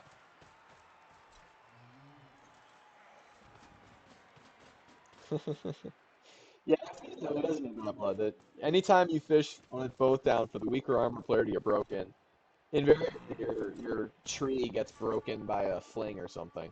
Take it. Yes. Don't reroll that. So that's I mean the other thing is taking both of those both downs is good reroll management too. You know, he's still got 3 rerolls, and there's still enough elves to make it dodgy for him to get through it. So by saving those rerolls, he has them for when he has to punch through the elves. So that's good reroll management. Just again, well, there's move 6 pieces in here. So this is where the Necro player, with these elves over here, the Necro player can really think about pushing the score fast if they want. I don't think they want to though. And that's why I have a challenge with Necro, is the patience side of it. Pushes don't do anything to fleshies. He's gonna take another punch here. Pushes don't do anything to fleshies. I don't know what fleshies cost, but elves are expensive, so this guy is earning his keep right here.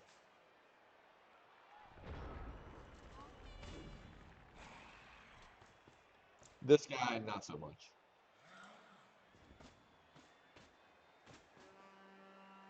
Gonna take a punch on the thrower? Oh, okay. On the loner. Hello. Yeah, so he's just buying himself some space in here in a nice pocket. At some point, he's going to have to think about a dive. I don't think we're quite at desperation yet. There's plenty of turns left to play. But as consolidated as the Necro is, you got to start thinking about when is your, when are you taking the shot and what are your cues to take the shot? He caged with the downed elf as a corner. He covered it, but that was just funny. Because you can cage that way. This is a bit unfortunate. But he needs it to keep himself from coming on the backside. All right.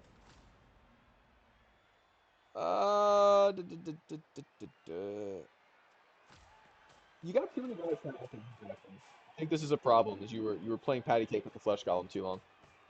I don't think that's a good idea. Punching the wolf. Punching the wolf.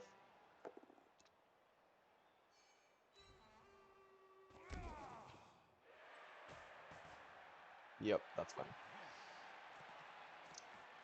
He's got some dodge in here, which is good. Presenting the barrage. Oop. That is not a loner, but good discipline. Good discipline. I still think it's a mistake having all these pieces in there. 100. Yeah. So a flesh golem tying up one line elf is not value. A flesh golem tying up two loner line elves and a thrower is value. See, now he's tying up again. You play the bash game here is not how I think you want to play this, because the flesh golems, this flesh golem's kind of out of position, but this one is doing so much work just holding elves in place and just being annoying because again pushes don't do jack. So you're tied up on him. All the pieces tied up on him don't have block. So you're fishing for the POWs on a strength 4 piece, and now you don't have assist, so they're uphill. Like that's not value. Uh-oh. Good discipline. I think this is the turn I maybe. This guy's a little out of position, but let's see. 1, 2, 1, 2, 3, 4, 5. What's the best path? 1, 2, 3, 4, 5, 6. Yeah, it's a little hard to get even with that failure, it's a little hard to get the ward answer. Oh, now you just come from the front. Yeah, now you just strip ball from here. You gotta leap. It's a 5. And the leap's better than that. Yep. You don't really have a good recovery option. You're recovering with this loner, probably. Or the leaper himself. If you... Oof. Yeah, you can't really like 4+2+ out of there, I don't think. Okay, it doesn't go for the pickup, just goes to cover it.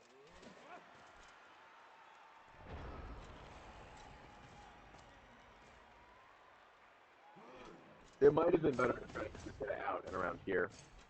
Just to cover the ball and hold that zombie in place. Oop! Made him take a dodge. Burned one of his rerolls. But now he's gonna uncover the ball. Yeah. But the reroll is gone, so this is scary now if you're the Necro. If you're holes, this starts to get scary. The ball's on the pitch, and you don't have rerolls. And that's always a challenging spot to be in. So I think the Elves have played a good game. They didn't get 2 out removed either, so we'll see what happens here. But I think the Necro, ooh, just gonna score. Okay, okay. So went a little too all in on the sack without being in front of him. Maybe miscalculated the movement of the Wolves, but as the Elves here, because you still have 3 turns to score back, and that's plenty for Wood Elves. Plenty of turns to score back. So, yeah, I think you just set up for a 3-turn, which is basically setting up however you want as Wood Elves. You got to put some scoring threats downfield. You got to watch that you're in the Wolves' way at least. Okay, so that's the blitz. Gonna blitz first. Let's do some square counting. 1, 2, 3, 4. Okay, so the Wolves can't reach the ball, so that's fine.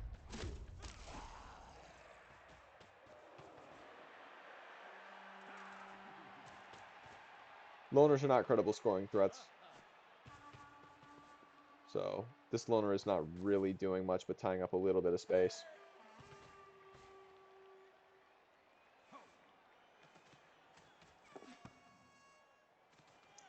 He's going to pass and he's going to come back because he wants to level that piece on passes.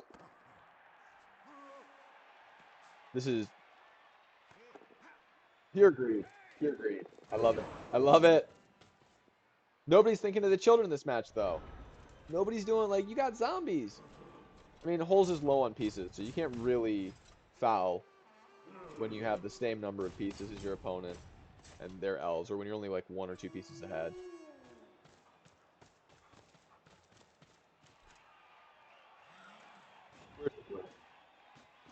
I think that should have been the blitz, potentially, just to get the mighty blow in. Like, you got to use it. Claw doesn't. Well, he probably wants the SPP on this wolf from a cat. After this piece. Which is fine. Save you 7. I suppose you got a shot at it. Just a KO. But it was a good thought. Leaving the safety. Okay.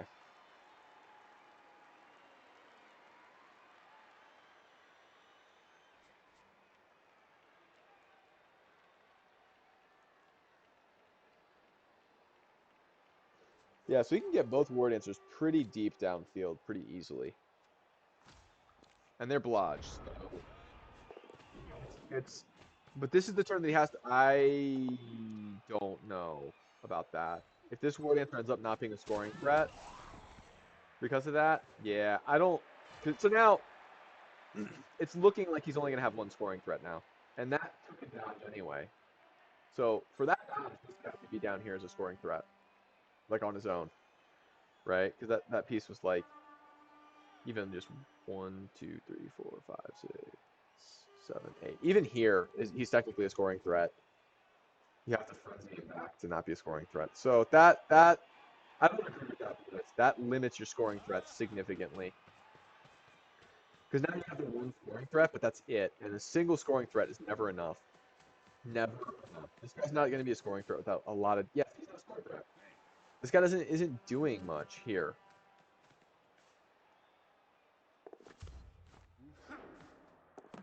Okay, you successfully farmed the level, so, and then you fail. That's not a loner dodge. You have to reroll that. Protect the ball. So you got a based cage. Now it's unbased. But you've only got 1 scoring threat. You gotta get him. Okay. So now you have a loner scoring threat. Awesome. Just the guy you want to score on. Your loner elf.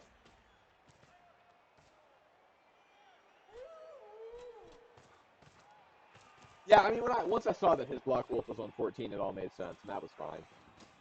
Claw doesn't really do anything against elves, but yeah, the earlier you can level him, the better. Yeah, he's going after the dancer, because that's the only credible scoring threat. This guy's a loner. Like, you can't use your reroll on him. He gets a bunch of punches on this guy, too. Yeah, he's going to put that guy here.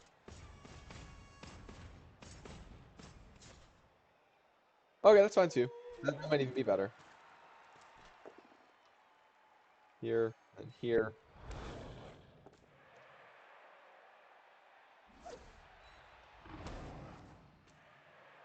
punch him here. And now he's 2 GFIs away.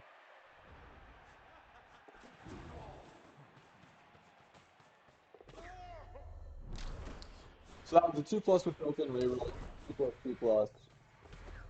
Ooh, fails to GFI, yeah. So that was a pretty good score, actually, with the reroll. Apo into MNG. That's painful the last turn there, but that happens to elves. Yeah, I get it. I get what he was trying to do there. And that was a pretty good shot for Gunner. Having 2 scoring threats might have changed that because you could have had one closer. Like having 2 credible. The loner was not a credible scoring threat. It's a 4+, 3+, 2+, probably some more 2+s on GFIs for the loner. You can't use your reroll. Like it was not a credible scoring threat.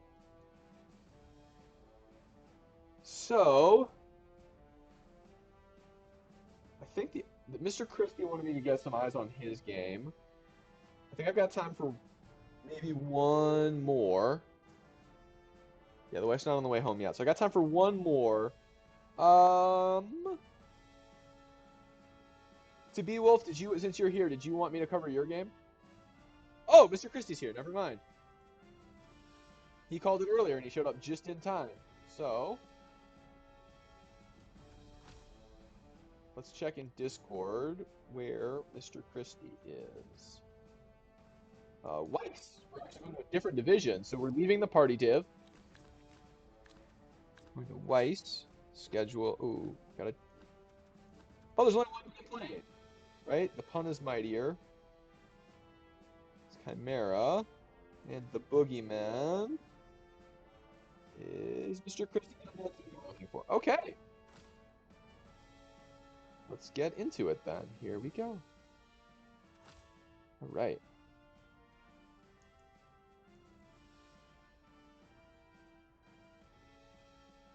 And we will unspoiler now that we're in game. All right, so this is Undead versus Dark Elves. Okay. I'm gonna go out on a limb and ask if there was some undead cage stalling that happened where you got bogged down in the elf.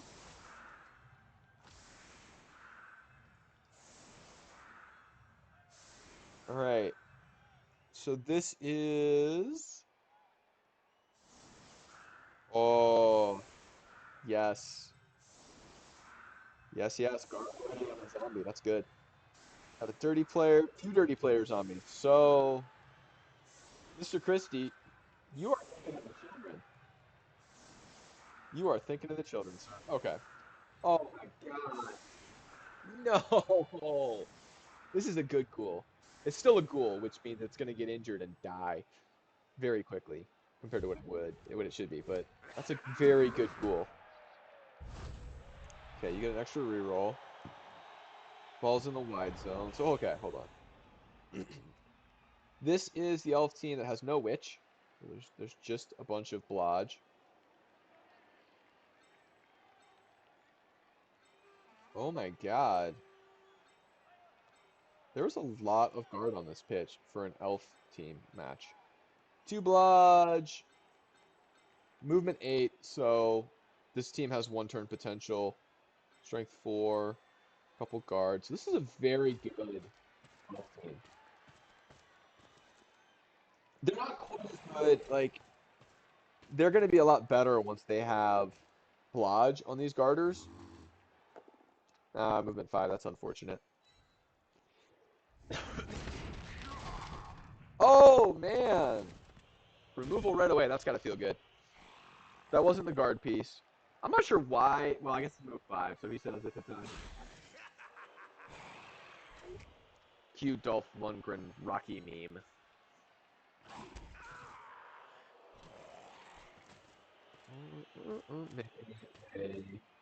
Die. Always good to make a 3 die. And now you can set up a block with Mighty Blow on the Garter? Is that who you're going to target now with the Blitz? Oh, with the Mummy. You don't even need to send the zombie through. You know, I'm just going to say it. I was talking about this a lot in my earlier casts. You got to reroll on the kick. I would actually love to see you greed the hell out of this first block on a guard elf. I would love to see that and just say, forget it. I got to reroll on the kick. I'm murdering this elf. I would love to see that. I would love to see that. I don't have anything against good reroll management, but you got one on the kick. That elf is good. I'd have just done it. You got Mighty Blow. I'd have just done it.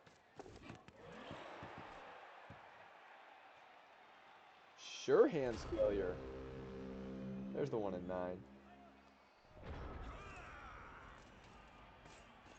Because, you know, knockdown on that piece. So if you re-roll it, you're looking at like 15 out of 16 times you get it. I think I 100% grid re-roll that hit only because I got the extra re-roll on the kick. But that's greedy as hell.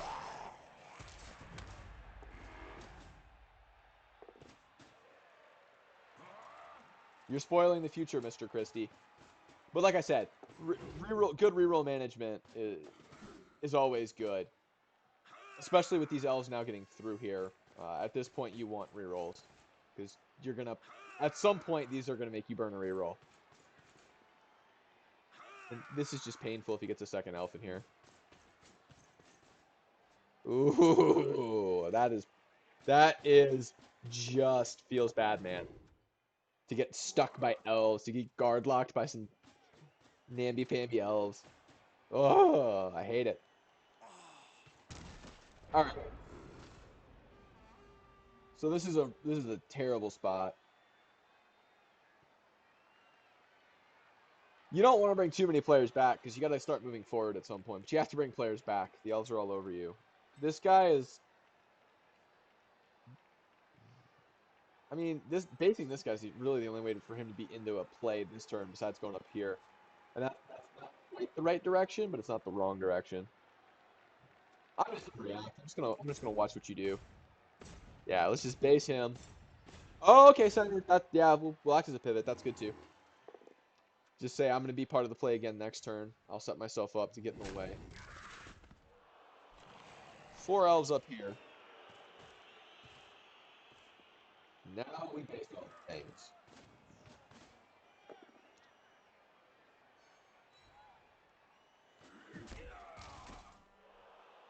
Okay.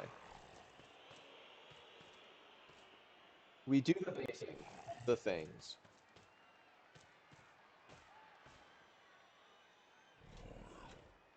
This guy's threatening to roll luck on you. Oh, that's a decent scatter. So the others are already threatening to pull some garbage and run away with this game.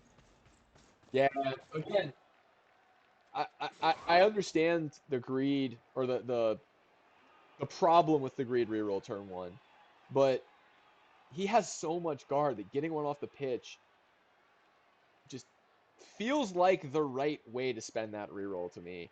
I don't know. I have gotten far too accustomed to greed rerolling lately.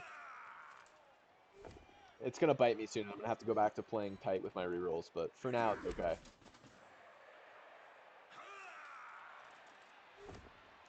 He can surf something. Stand him up.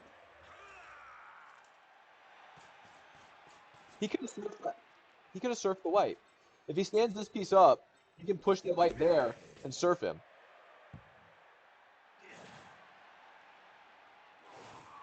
He gave up a surf on the white, man. Your Mighty Blow white should be in the crowd right now.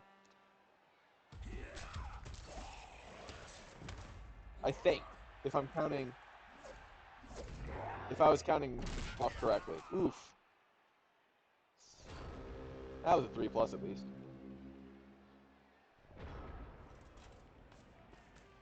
Yeah, you can keep rerolls for blodgers, that's fair. I find that the best way to deal with blodgers is to make it special like 2 pieces on the pitch. But then they still do stupid stuff on you, and sometimes they just roll 6s and you lose. So that's a good look too.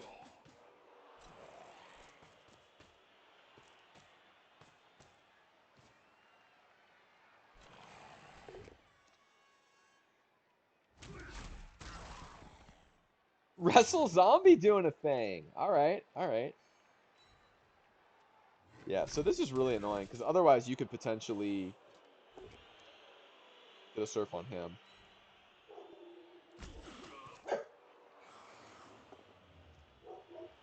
Oh, that is cheeky. Oh, I love it. That is so cheeky to take that one die there on a piece with block. But now you can clear the ball and you get it on your on a strength 4 blodge.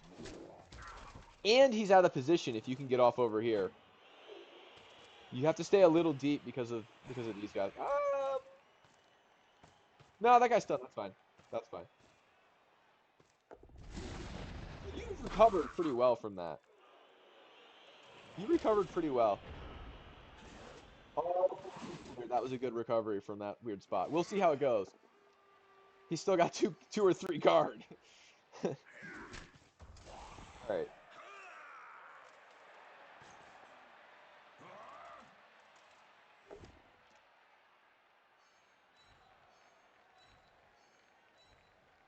Okay. Okay.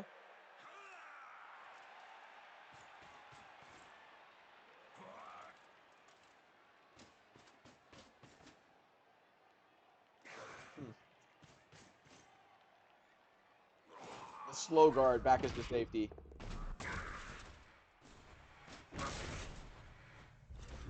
Oh, Snake. Feels bad, man. He was just gonna come base your ghoul, right? He's gonna come like 1, 2. He might even have come or just come around and not based it. All right. So the season of guard lock is over. Got him.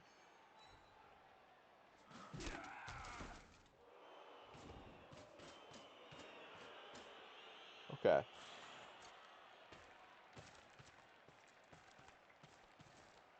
All right. So we're going through. Yep. Okay. Be interesting to see if the rest of your piece is well positioned. He does have two elves back there, so switching fields is good, but you're not out of the woods yet. That helps.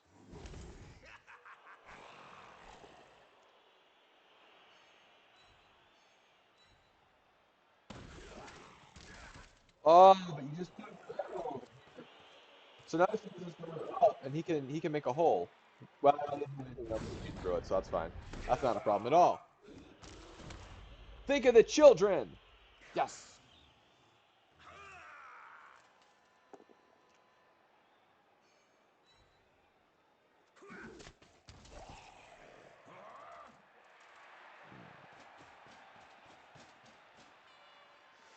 Yeah, I don't see any surf, any easy surf.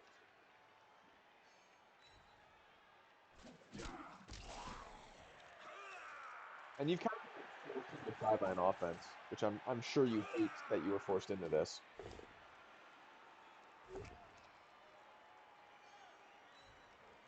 Do you really use all four of your rerolls in the last four turns? You said that you needed them. Do you really use four rerolls in the last four turns after being so disciplined and recovering so well from that garbage position you were in that you were forced into? Man.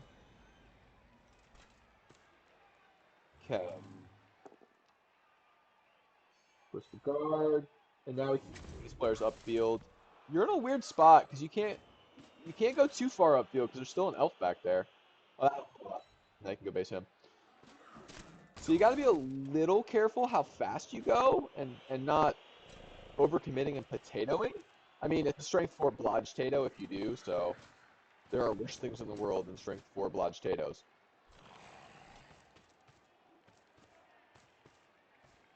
Okay. Pow.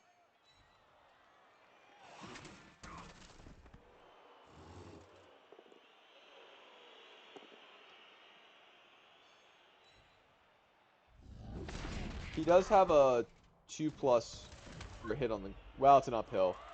An uphill hit on blodge is fine to leave.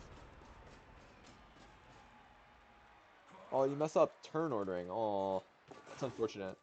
But at least you had the rerolls to cover yourself.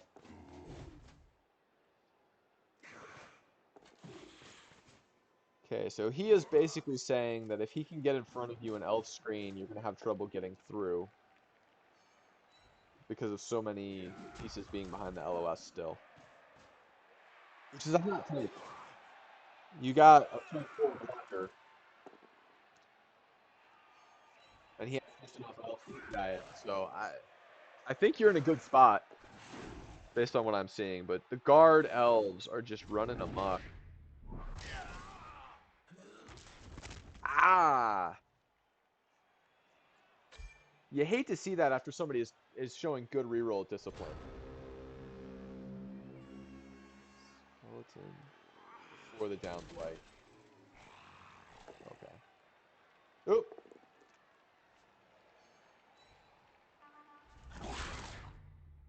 Okay.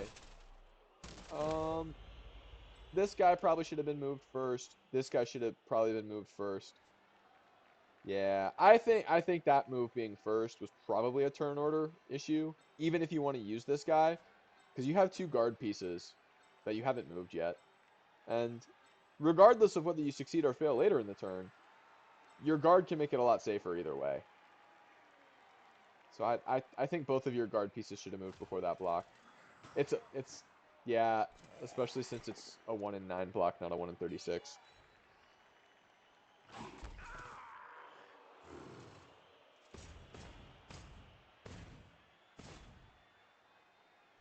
The guard zombie here, maybe?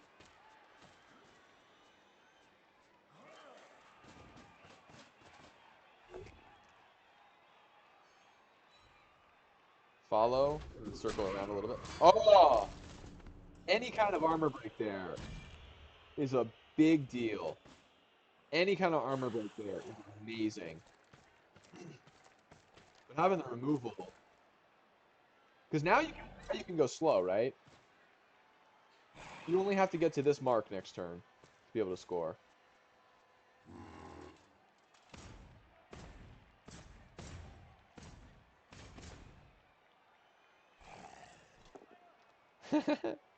Yep, I like it.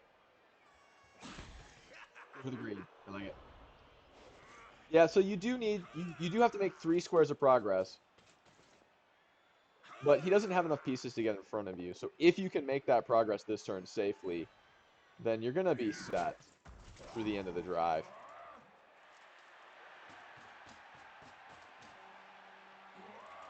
So at this point, I need this piece.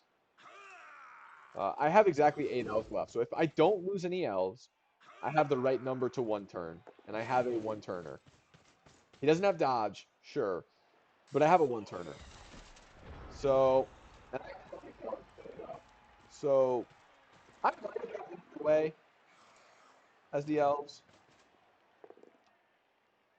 Yeah, now you get the space you need.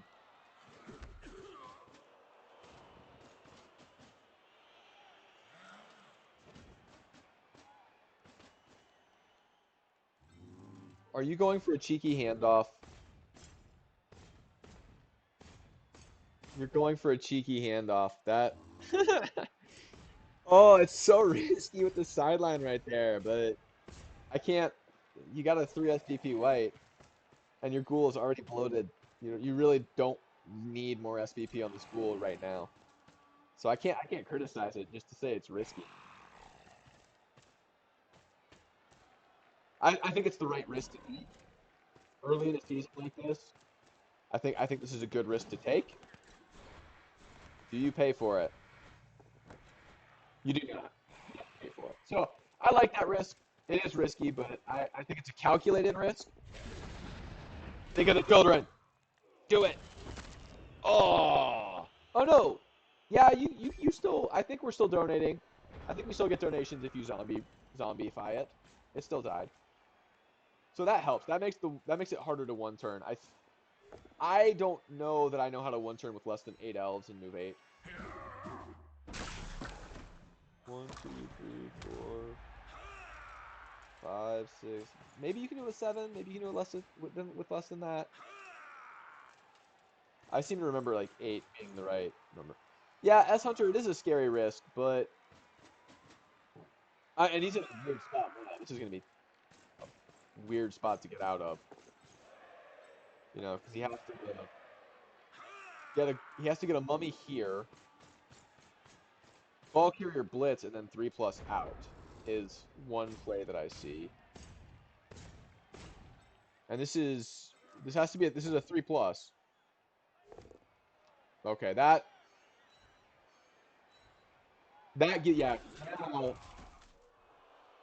Now you can ball carrier blitz here, and you just need pushes. And even that would do it here. So that's fine. That works out. He needed the rerolls, but it worked out.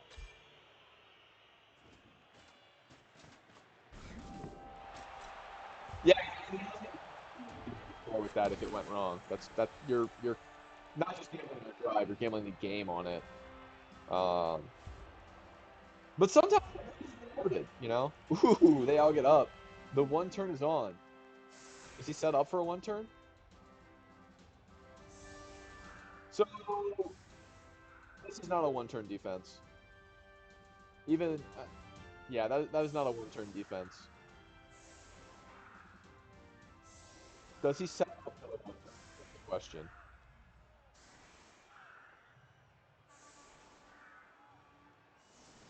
I, I don't know how much he plays elves and whatnot, but especially with this, there are no dodges to be had with this. I feel you have to set up for the one turn. You have to go for it. You got so much guard everywhere, and you got this move 8.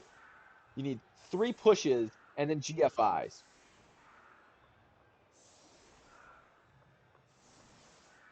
Man, I am disappointed that he's not going to go for it. And you've got regions, so even injuries here are not that great a removal. I'm disappointed in this. That makes me sad to see an elf coach not go for one turn. Oh, hey, I need to turn the lights on. It got dark while I was casting. Look at that.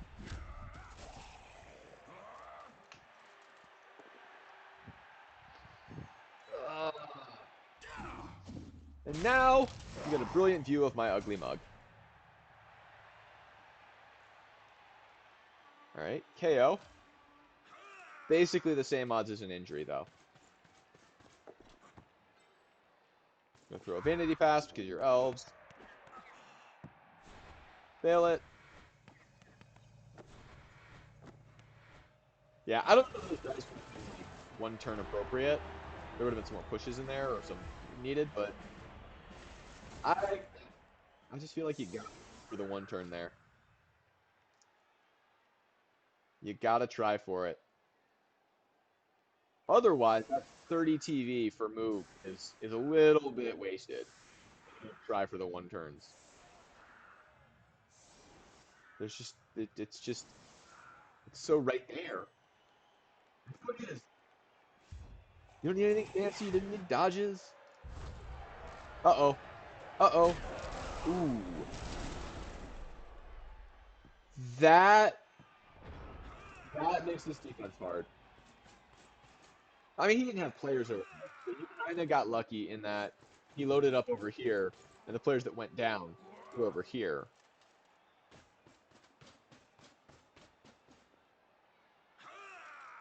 And that he doesn't really have a lot of movement back there. That helps you out a lot. But this is still gonna be hard for you to recover position from as slow as undead are.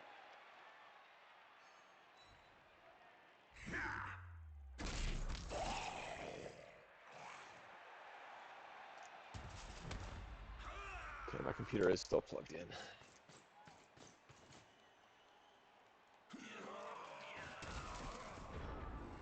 It's not a +2, it's a +1. He's only rolling 5s, so it's a +1. Yeah, that's still really bad. If you're plus on fame and you have more guys go out, it always feels bad, man.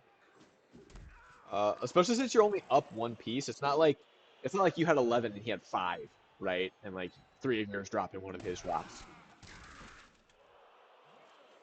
It's 10 on 9.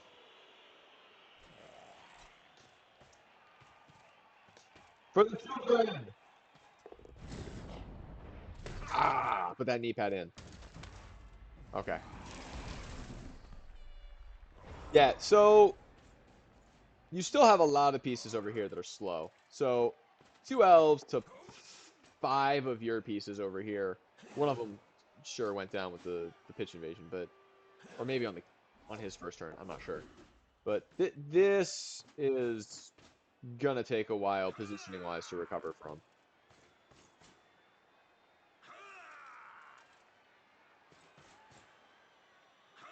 For the children!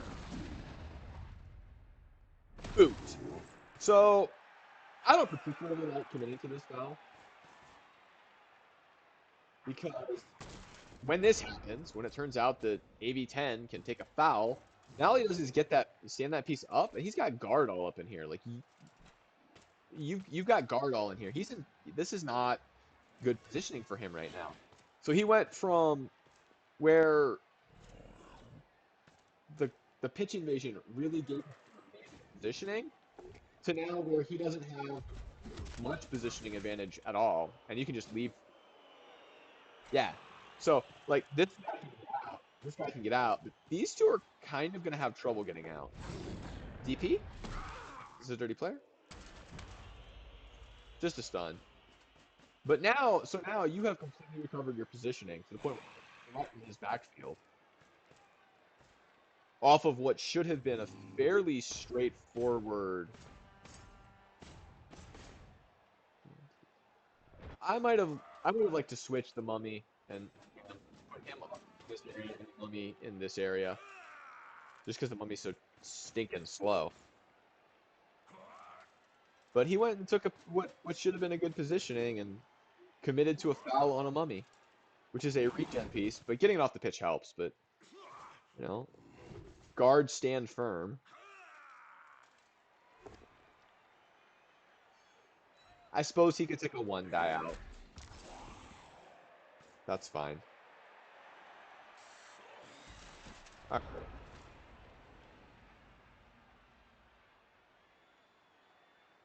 Yeah, this mummy is too out of the play. He could have been more central last turn and would be a little bit more relevant.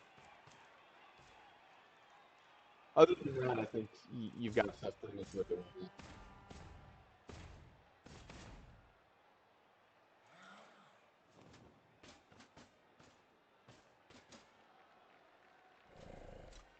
Should make this a 3 die. I would hope. Got him. Oof. Eat that, Ray Bradbury. Okay. That helps this a lot. That makes the defense a lot better, not having that strength 4 elf in there.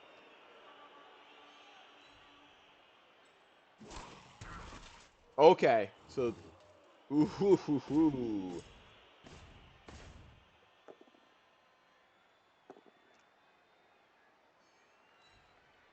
I don't know. Oh no, he has guard. You don't want to push him here. Never mind. Yeah.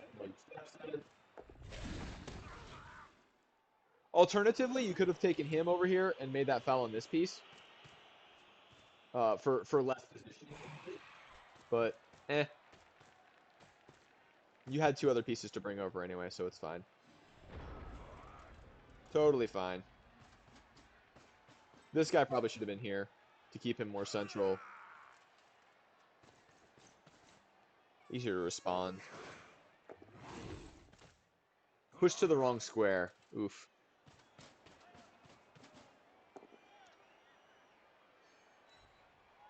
Okay, so he has 4 elves that are threatening to run away from you on this. This mummy is going to be out of the play now for the rest of this half, for the rest of this drive at least. Oddly enough, the other mummy not being central kept him from over pursuing at all, so that worked out all right.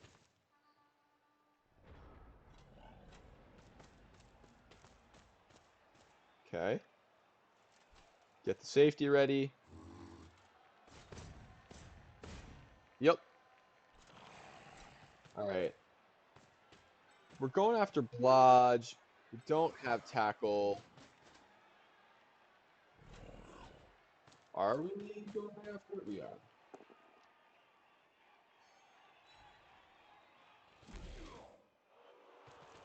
I would have been totally tempted to go after him. You get a hit on him. And now I'm almost going to that's fine. Yeah, that's I might have made that hit with Mighty Blow, it wouldn't have made a difference.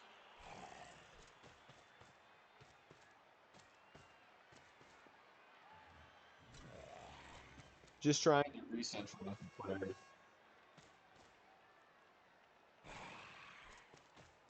I would have liked to try tagging some of these. Like I know they're easy it's easy for them to get away, but making them roll dice is better to me. Oh, your mouse is on you. That sucks. I have I've smashed wet mice on the concrete floor uh, after they did that. I just took it and when my replacement came in, smashed it for being so terrible.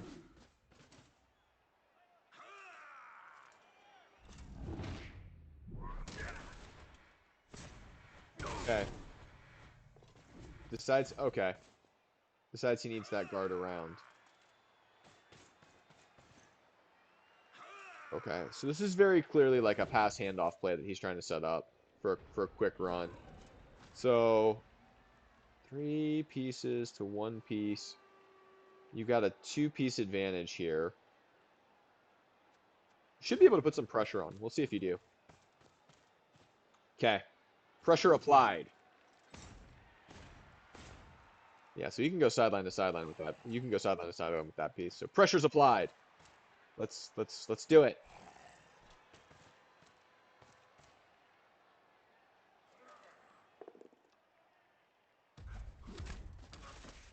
Ah, Mighty Blow didn't do anything. Okay. That's interesting. Just leave these guys in here. Because you kind of... Hmm. Yeah, it's hard to pin this guy down now. And he just has a straight through. Oh, you're going to put the other zombie here? Yeah, okay. Oh. So there's an intercept chance, but this guy is free to bludge Tato. Is he? Yeah. 3, 4. Yeah, so 1, 2, 3, 4, 5, 6, 7. 1, 2, 3, 4, 5, 6, 7. And then it's GFI's to base him. Pass to him. Yeah, so it is a Blige Tato play. Okay. Uh-oh. Yeah. Alright. Alright, so he just scores there. That's fine. That's fine too. How many turns did he give you though?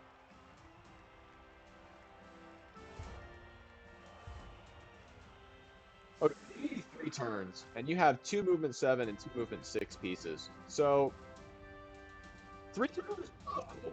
And he's on very few elves, so there is a real danger here that you push him in with your line of scrimmage blocks, bog 3 or 4 of his elves down, and then get these 2 guys down, those 2 guys in this ghoul down to score. And scoring threats. And you're able to put up the score.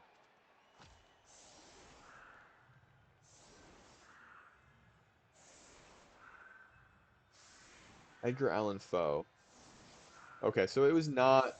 Okay, it was logic. It was not. Yeah, yeah, yeah. It wasn't the move 8.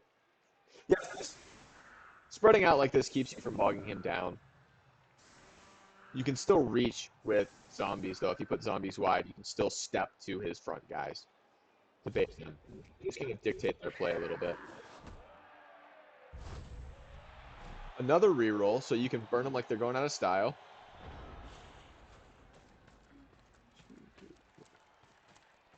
All right. Let's make it a 3-die. Wrestle. Okay. 1, 2, 3, 4. Yeah.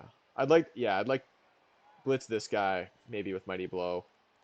after sending him downfield. You don't have to send him downfield to next turn. What am I talking about? This is... You got time.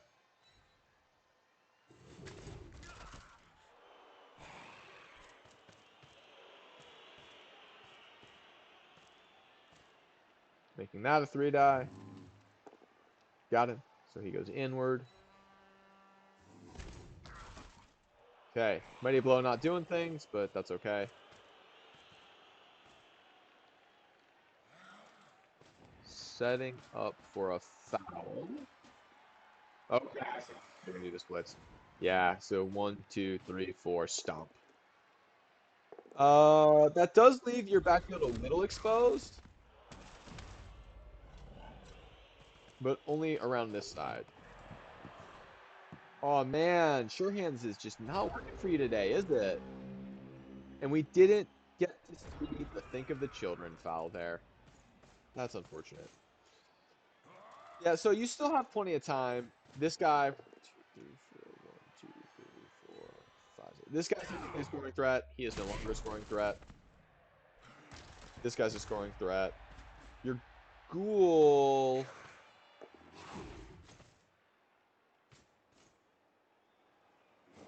is a scoring threat with lots of GFIs. So, unfortunately, that stun leaves you with this and zombies as your credible scoring threats. So you really have to free this guy up.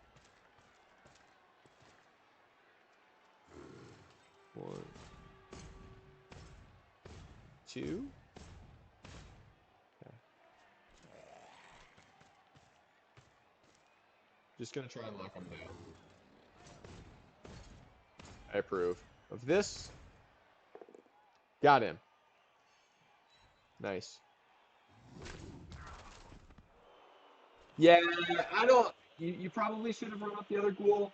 Again, he doesn't have to go up much, right? You only have to be, I think, at this square. Yeah, you only have to be here to two-turn with the ghoul. So that ghoul wasn't...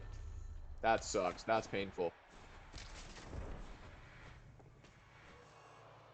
Okay. 1, 2, 3, 4, 5, 6, 7, 8, 9. So the ghoul's a scoring threat. The skeleton is technically a scoring threat. The white is a scoring threat. Okay. Sure Hands is not doing good things. Sure Hands is not coming through for you today. Or whenever this game was played. Which is unfortunate. You should have grid rerolled the first hit, man. Could have got him off the pitch like that. I know it was like super low probability, but I'm just saying. I'm just saying. Reroll hits is my theme of today's greed. Just greed reroll stuff. All right. So you get some basic hits. You know, you got like a yeah. Right, he gets you down. He does get you out of range, except for yeah. It's hard to make a quick play here. If this holds, yeah. So you've got a blitz free. You can blitz with the skeleton even. That is greedy.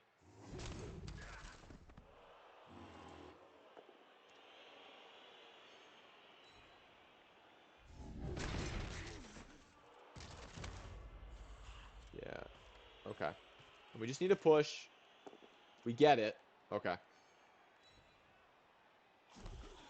You kind of want to make this one, you know, reflection chance, right? Like you want to get a wrestle here.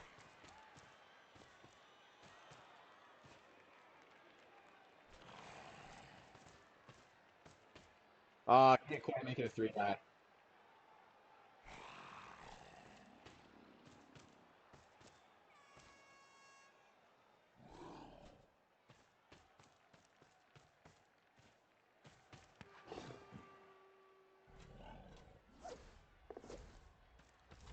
Oh, I see. Yeah, I see what you were going for here.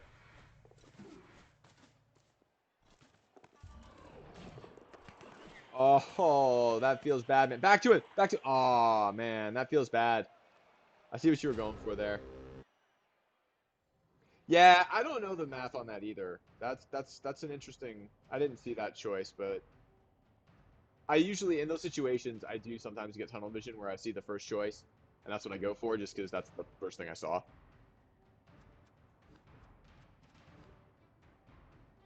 Feels bad, man. Skeleton MVP, not great.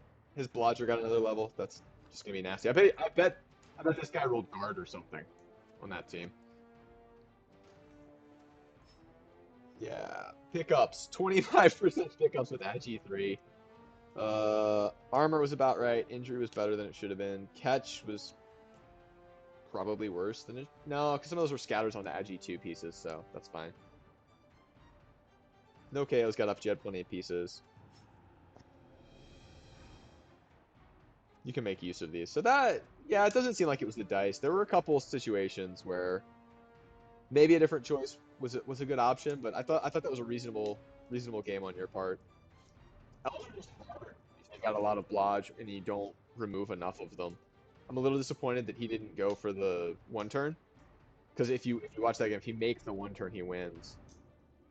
The rookie white now has tackle. That'll help. I think this division is full of elves. Maybe not. Kislev, Vampire, Kislev, Skaven, Elves, Skaven. So you have two Skaven teams and a bunch of Kislev. The Vampires will probably also have dodge. So, yeah, you're likely to run some other dodge. You're going to need that tackle against the Skaven. So, well, I think that's going to do it for tonight. My family should be home soon. I was lucky enough to have the night all by myself and was able to do some of these after work. So let's see. Stop. I know, Twitch. I know I'm live. Let's see who's streaming Blood Bowl. See if there's anybody else from the WCW streaming. Looks like the answer is no. So that's gonna do it for my stream. Thanks for stopping by. Slightly better. It's always so once the pass gets up to a 5 though. You're like, 5 plus.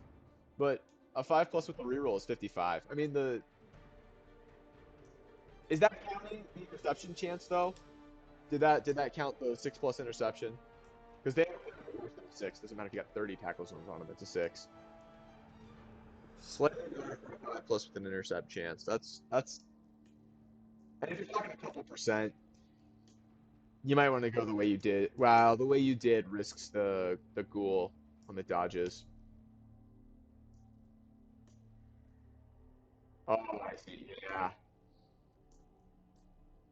The ghoul that you handed it off to? Because if you did the 5 plus pass, it might have been over an elf. Oh no, yeah, because then you'd have the wrestle one. Yeah, I got you. Yeah, it's always hard in these situations, and often you don't stop to do the math. Though I have pulled out a calculator and or Samba and done the math in real time. Uh, Sometimes it's hard to know what to do there, but he had a one-turn shot that he didn't take that could have made the game, and some different dice there at the end could have made the game for you. That was absolutely a reasonable game. Uh, having the one 5% is enough. If it's 1 or 2% or fractions of a percent. I mean, here, let me just devil's advocate this, right? Because you're talking about it's a 5% better chance. Now, first off, that's a 1 in 20. So if you're rolling a 20-sided die, that's one extra outcome that's good for you. On top of that, that doesn't risk your ghoul, right? You had I think a wrestle strip ghoul that you risked 2 dodges on an 87 piece. You risked 2 dodges to make the play the way you did. There's a world where your ghoul kills himself there. So sometimes, even if it's marginally worse, like a 0.2%, the play that doesn't risk your players is sometimes the especially if it's a better percentage, but even if it's close, the qualitative not risking my dudes may be better sometimes. Yeah, it's always a hindsight thing. Like you can't unless you're the kind of person that has the time on the clock to do the math at the time. A lot of people don't do the math at the time. I have taken to doing it if I have time.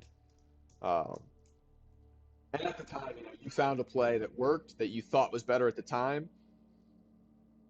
If it was within a couple of percent, then if you're not gonna pause and do the math at the time, that's close enough that if you're doing it on the fly, especially in the pressure of the game, then it's completely understandable.